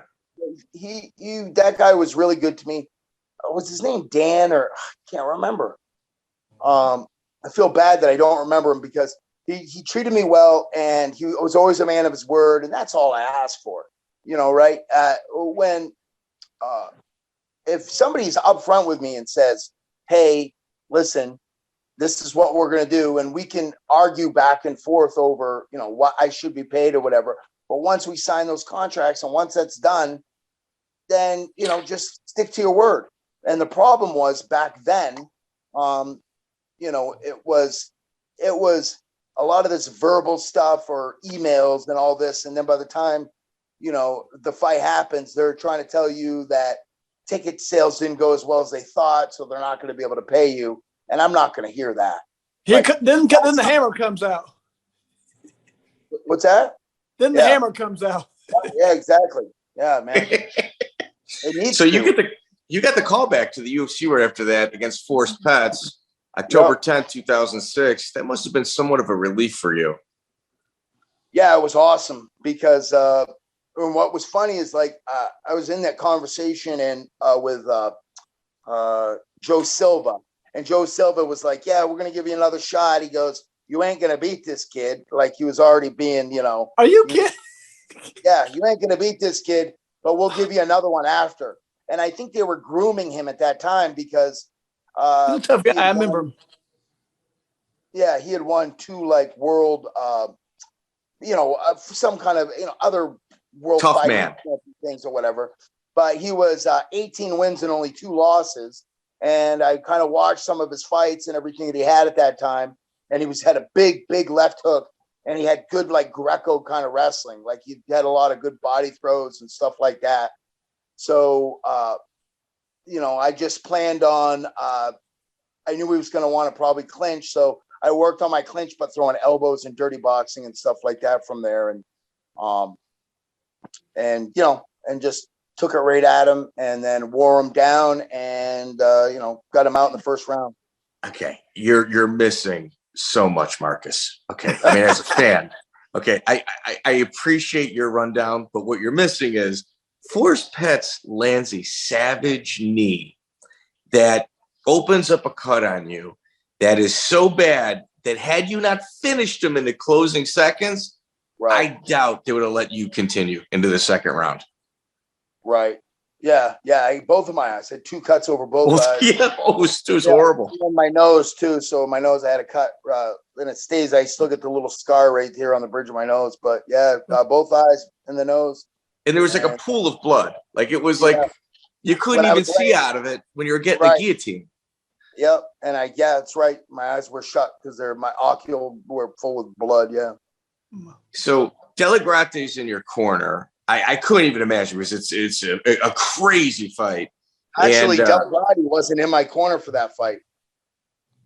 Yeah, so who he was wasn't that? Able to make nobody. I ended up getting I had Joe Cav came with me, my manager, and we asked the guy that was there to jump in our corner with us. I couldn't figure it out. That's what I had.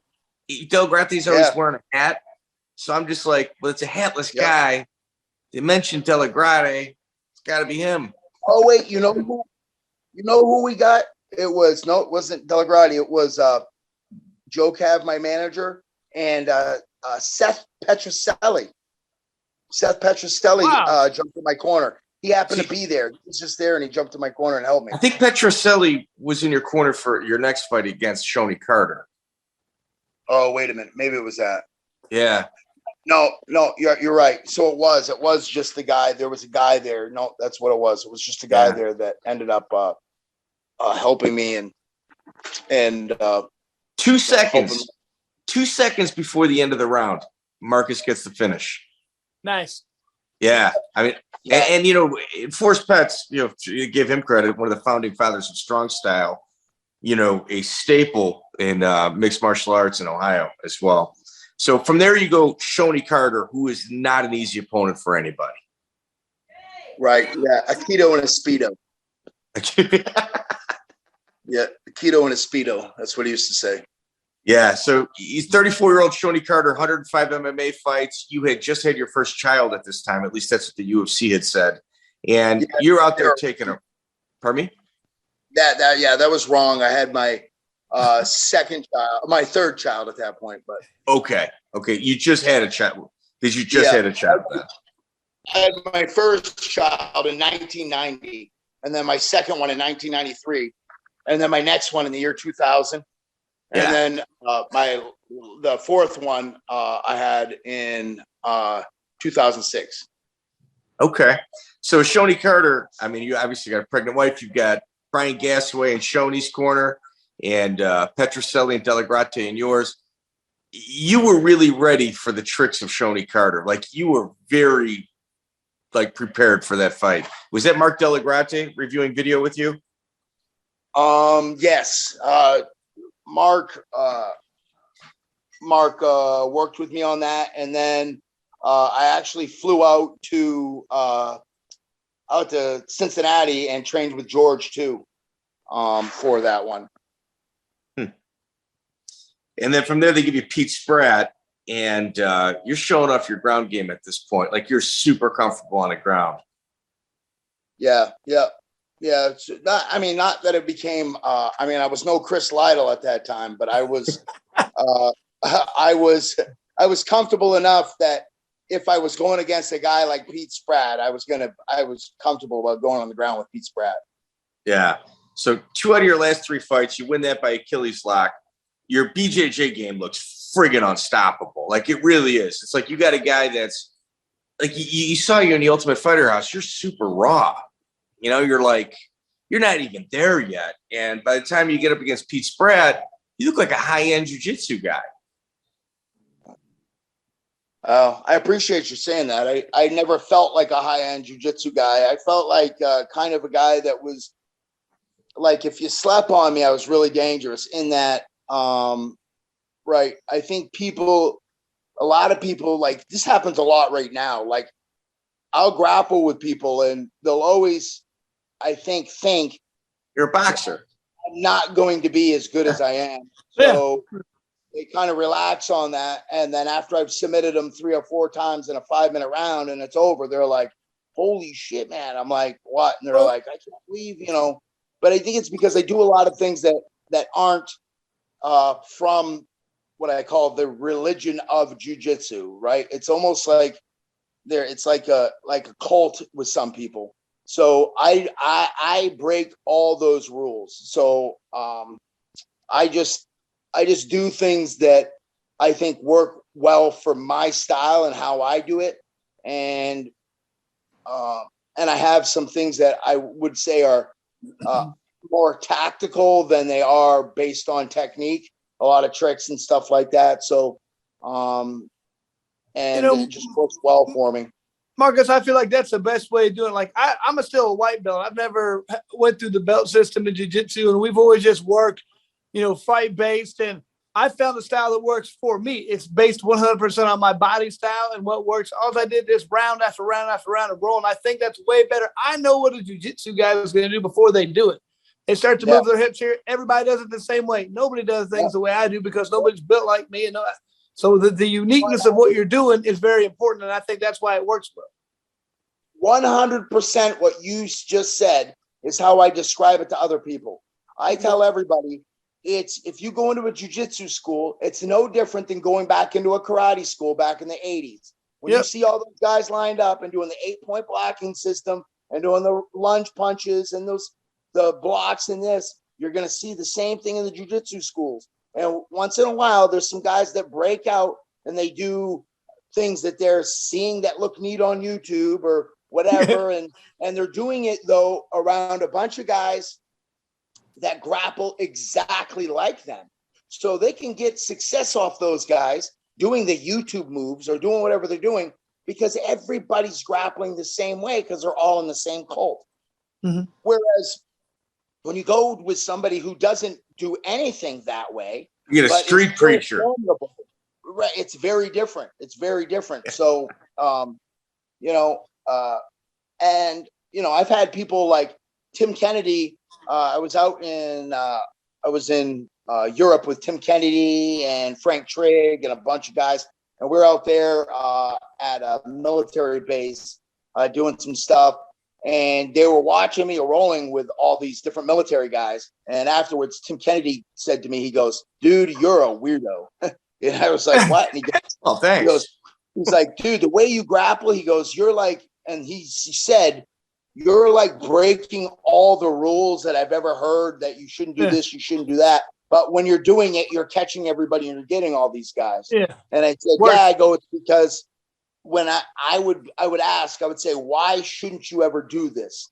And a lot of times they couldn't give me like a really good reason why I shouldn't be doing it or why I should be doing it their way, not the way I wanted to do it. Mm-hmm. And I had reasons why I was doing it my way, which weren't based off technique, but were based off more on biomechanical reasons why I might do something this way rather than, because somebody else started teaching this 700 years ago and passed it down to this guy who's, whatever. But I just find it's about the individual, not about the masses. Yep.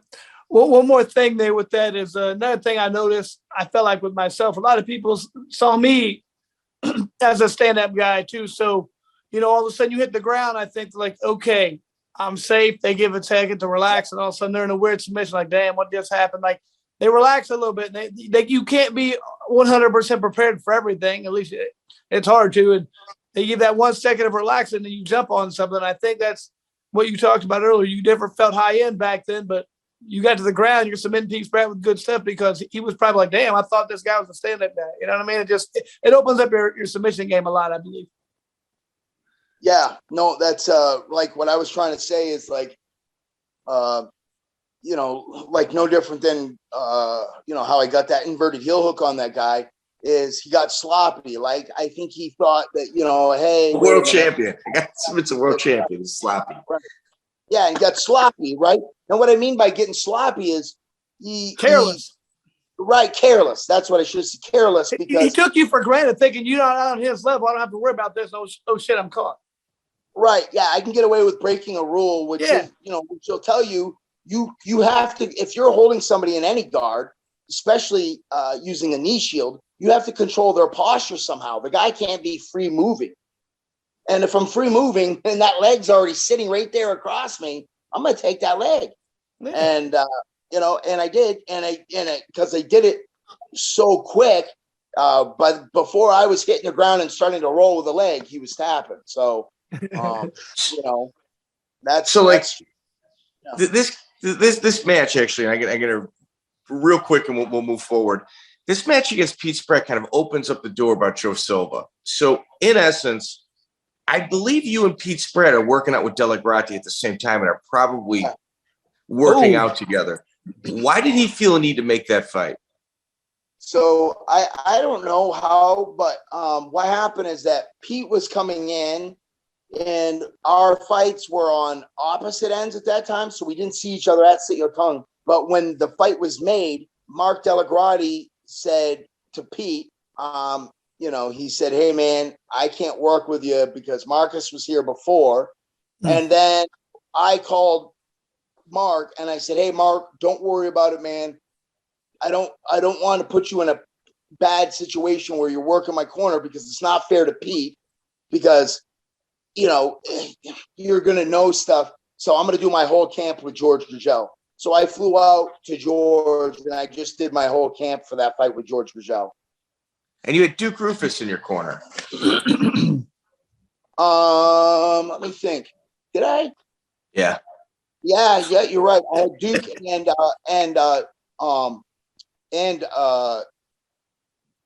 George. George.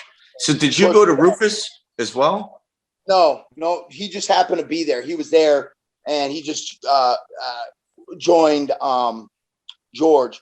But yeah, because George, and then what is funny too is that they, if you look later in my career, I ended up fighting Pete Spratt again.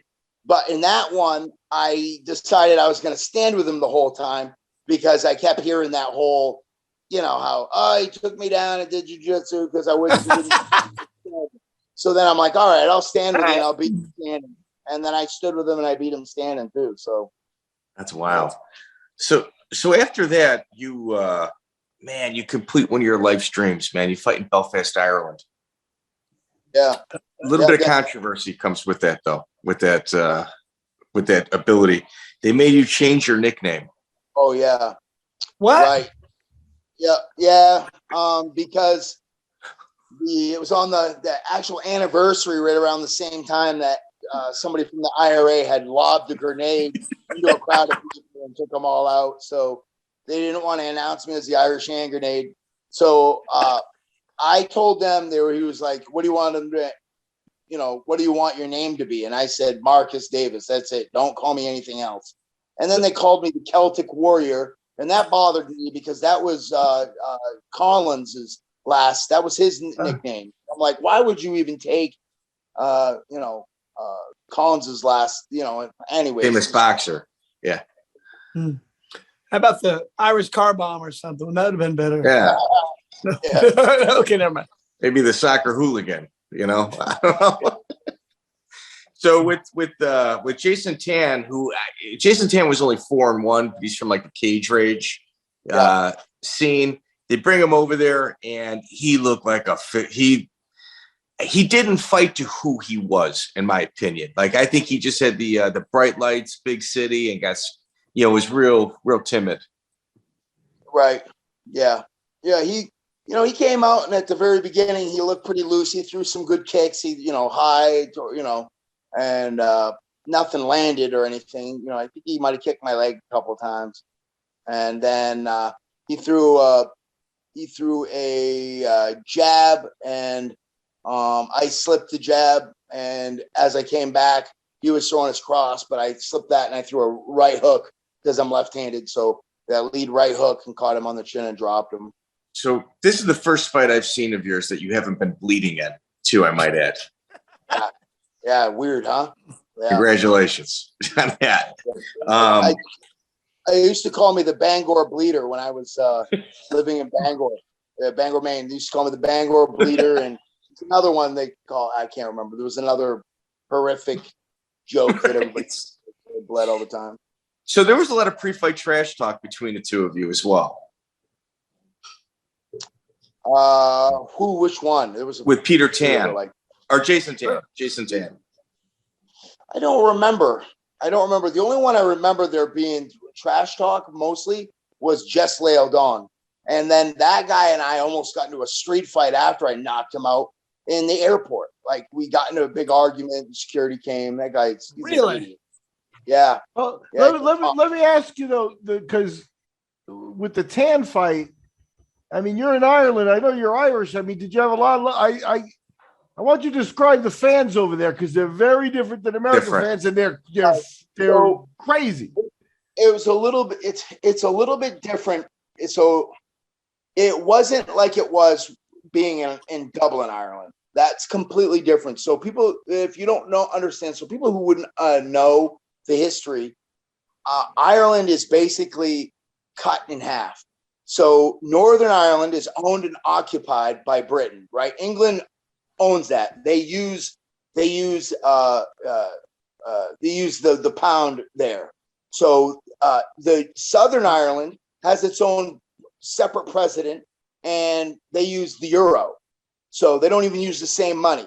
So, and the people who live up in Northern Ireland are definitely more more religious based.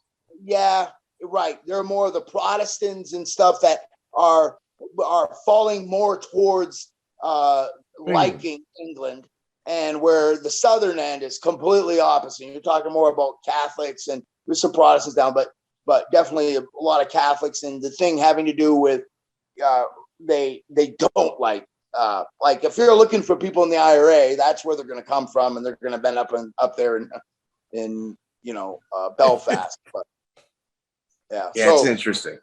Yeah. Interesting. So with Jesse Liaudin, your Mark DellaGrotte, you see it in there. He's yelling at you at times when Jesse is missing his kicks to kind of close the distance on it. And man, you threaded that needle, brother. That was crazy. Yeah, it was right. I hit him right in the brachial plexus. So right when he had thrown that kick and his head turned, bang, right there, and stiff legged him out. And what's funny is that I saw a picture of that. And in the background, jumping out of his chair with his hands raised high, is Michael Bisping. So I then went to Michael Bisping and I said, "Hey," and I showed him the picture, and he started laughing and he goes, "I fucking hate that guy." And he told me this whole story about how Jess Liaudin and him hated each other, and that Jess guy was talking all this crap about him and all this stuff, and he was like, "Yeah, man, you knocking him out made my night." And so, but he was. So what happened at the airport between you two? So he said a bunch of crap about, like everybody does. Everybody likes to call me the fake Irish guy and all this stuff. And he said all that, and then, crapped on my fighting and talked about how great and how tough he was and all this stuff. But anyways, then obviously if you get knocked out in a minute and 30 seconds, you're not that tough. So, when I was in the airport, I saw him and I'm like, not going to do anything. And he walks right up to me. He approached me and starts like running his mouth. And then I dropped my bags and I started, got into his face and screaming at him. And then the security came over and, how do you even do that when you get knocked out in a minute and a half? How do you have to, what do you say? It's already been settled. What do you do? When I did this and I was showing you what I was doing in his face, I was basically going, "How do you even dare to do this? Set up, shut up." So, I don't know. I guess it was his way of trying to make himself feel better. Like he would think maybe he'd get his point across to me that he was tougher than what he showed, in the fight. But Chris, at this point, Marcus is obviously getting soft because a pre-UFC Marcus Davis would have handled his business in the airport with a hammer. Oh yes. Yeah.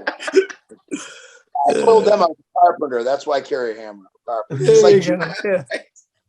And a saw, just in case. Right. Well, Jesse's nickname was the Joker, right? So maybe he was just kidding. Yeah, that's right. Yeah, maybe he was just kidding.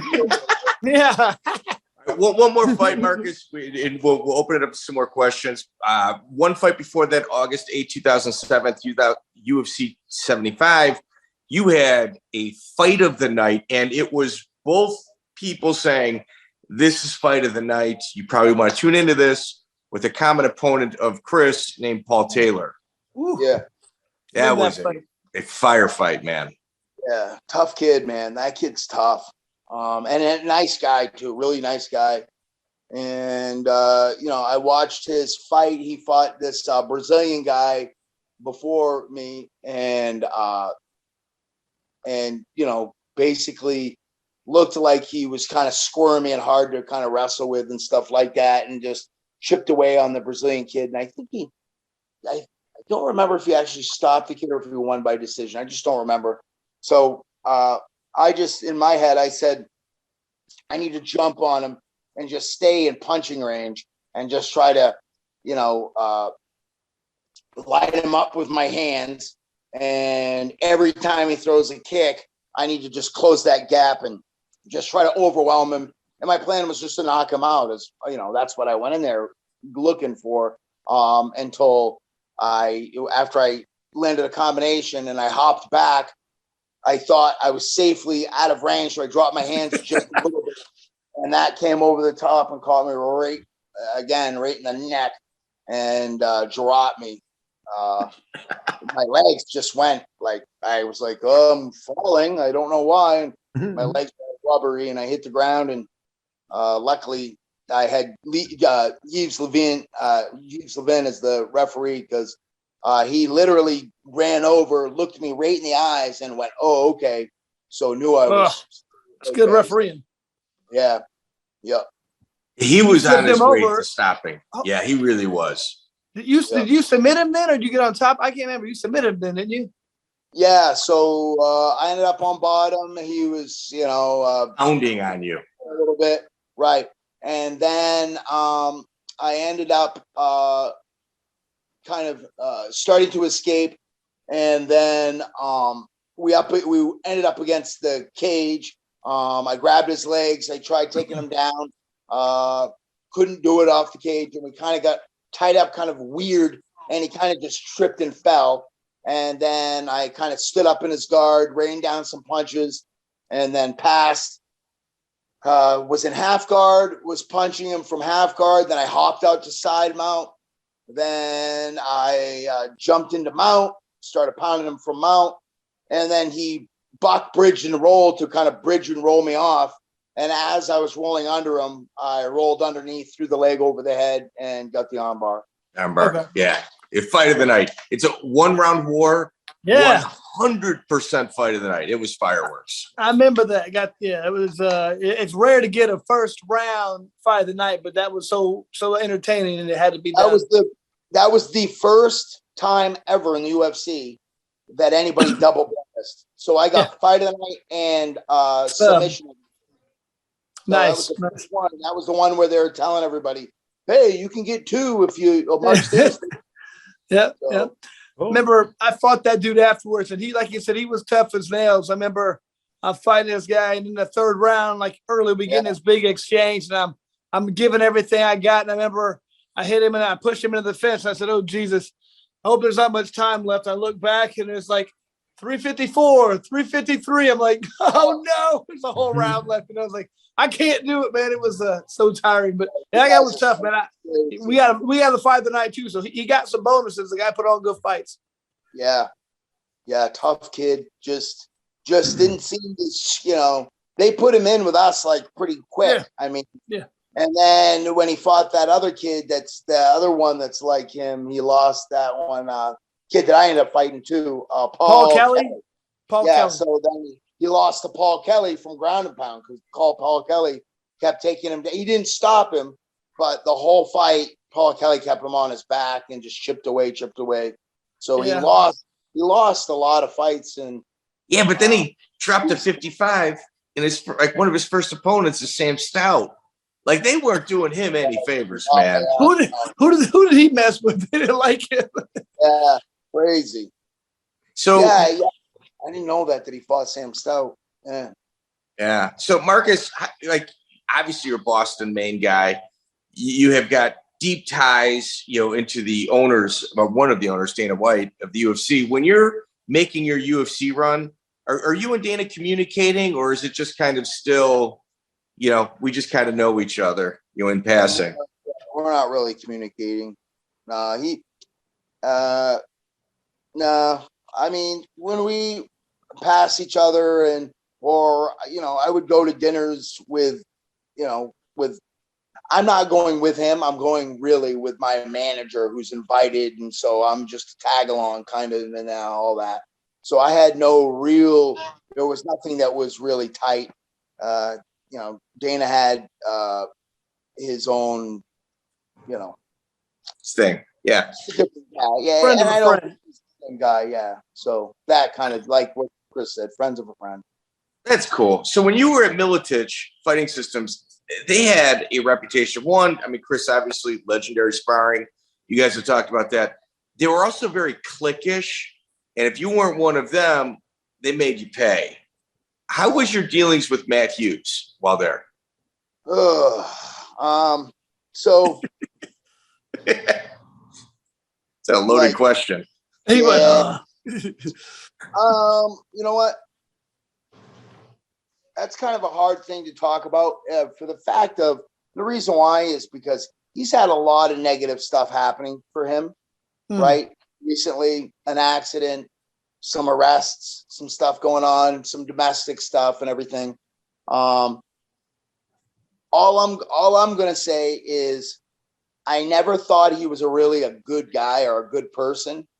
And sometimes, right, that's the way you are. And you sit there and you watch somebody like that and all this great stuff happening to them, you know, how it's making money and having championships and all. But in the end, kind of, I don't believe in karma per se, like it's some magical thing, but sometimes life comes back around and gets you for some of that stuff. So man, I couldn't agree more. Couldn't agree more. I think there's some magical myths, but like if you treat people good, then good things gonna happen down the road. And if you don't, I mean, that comes back at you eventually. Usually, I agree with what you're saying. All right, and I got one more. So one of the things that I love looking at weigh-in footage because it tells a lot about what's going to happen at night. I couldn't find you or Nate Diaz's weigh-in footage, but if I was a betting man, I would have bet $100 if you guys would have thrown fists at each other at weigh-ins before the fight, just personality-wise. Right. You know what?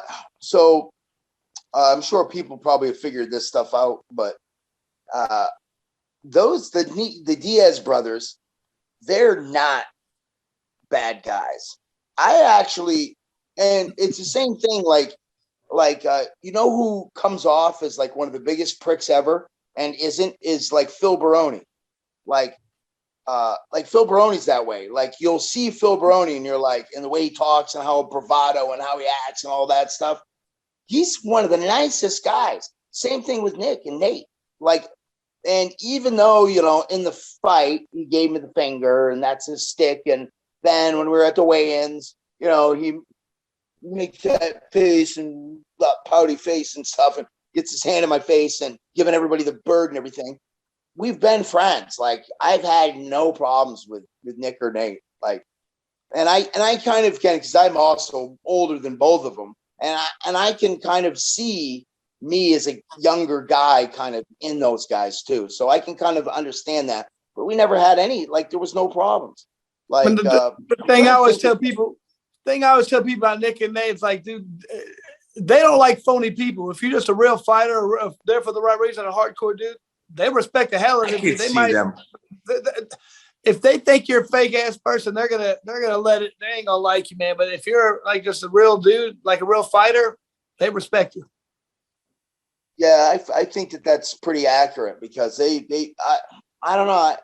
I've never had problems with those guys and guys that are kind of like those guys. You know, I'm trying to think. It's the guys that like Dan Hardy.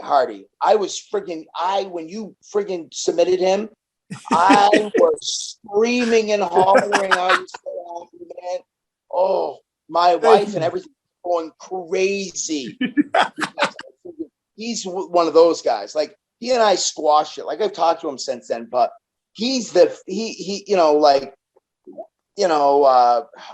the big mohawk and painting it red and like wearing a bandana that says you're a gangster or an outlaw. And like he had this whole stick and all that stuff. And that's those kind of guys are the guys that the Diaz brothers, you know, I could see them not liking and stuff. I can see that. I can see instant respect for you as well, just based on your history in the fight game and the way you fight, you know, your tenacity. Exactly. Yeah, I can see that. Well, Chris, I'm done, my man. Marcus, man, I appreciate your time. Hopefully this was as fun for you as it was for us. Just getting in there and learning about your background. We love this. You're one of the founders of the sport, so we want to make sure that, you know, your story gets out there. And loved getting to hang out with you a little bit and talking to you. And hopefully we'll cross paths again sometime soon. Yeah, man, I'd love that. You're a great man. I appreciate it, man.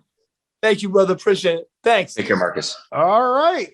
Another deep dive in the books. Mike, I believe you used the word therapeutic in the intro. And Yes. I believe this was a therapeutic interview for Mr. Marcus Davis. I had a blast, man. He was What a madman. Wow. What a madman. But, he's Brutally honest. Yeah, exactly. It's like there's not much there that makes you go, I don't know if he's telling me the truth. It's like, man, he's amazing. Miguel, I was listening to it and I was watching you, and you were pretty uncomfortable, I might add. And then Miguel talked me through my divorce, I might add. Miguel, I mean, is not shy of listening to, things that could be a little stressful. And I will say it's amazing he's on this side of the grass and this side of the penitentiary bars. And it might be a daily reminder that he might have to tell himself to kind of keep him there. But he's an amazing person, man. He's somebody that he was raised for the penal system, and he has somehow kept out of it. Yeah, and fighting obviously had a big part to do with that. You get the focus, and for some guys, they were born to do this, and there are guys that would be doing this in the old movies, under a bridge for $50, and you'd still find them there. And most of the UFC roster you wouldn't find there at that point. Marcus, there are guys that for the pure love of it, and Marcus is one of those dudes. So thank you very much for the interview, dude, and I hope you guys enjoy it. We'll be back. He's a real deal. He's a real deal. February 5th, Tampa, Florida, Smooth Comp. Like, share, subscribe, ladies and gentlemen. If you're listening to this right now and you don't like, share, subscribe, you're a scumbag. I said it. Like, share, subscribe. Thank you. It's strong words, but we get to use strong words. We just said Marcus Davis on, dude. That's nothing. So yeah, like, share, subscribe, or we will have Marcus select something from the tool shed and visit you. So you decide. It's all you. It's all on you. Check out the full interview on iTunes, Spotify, and all major podcast platforms.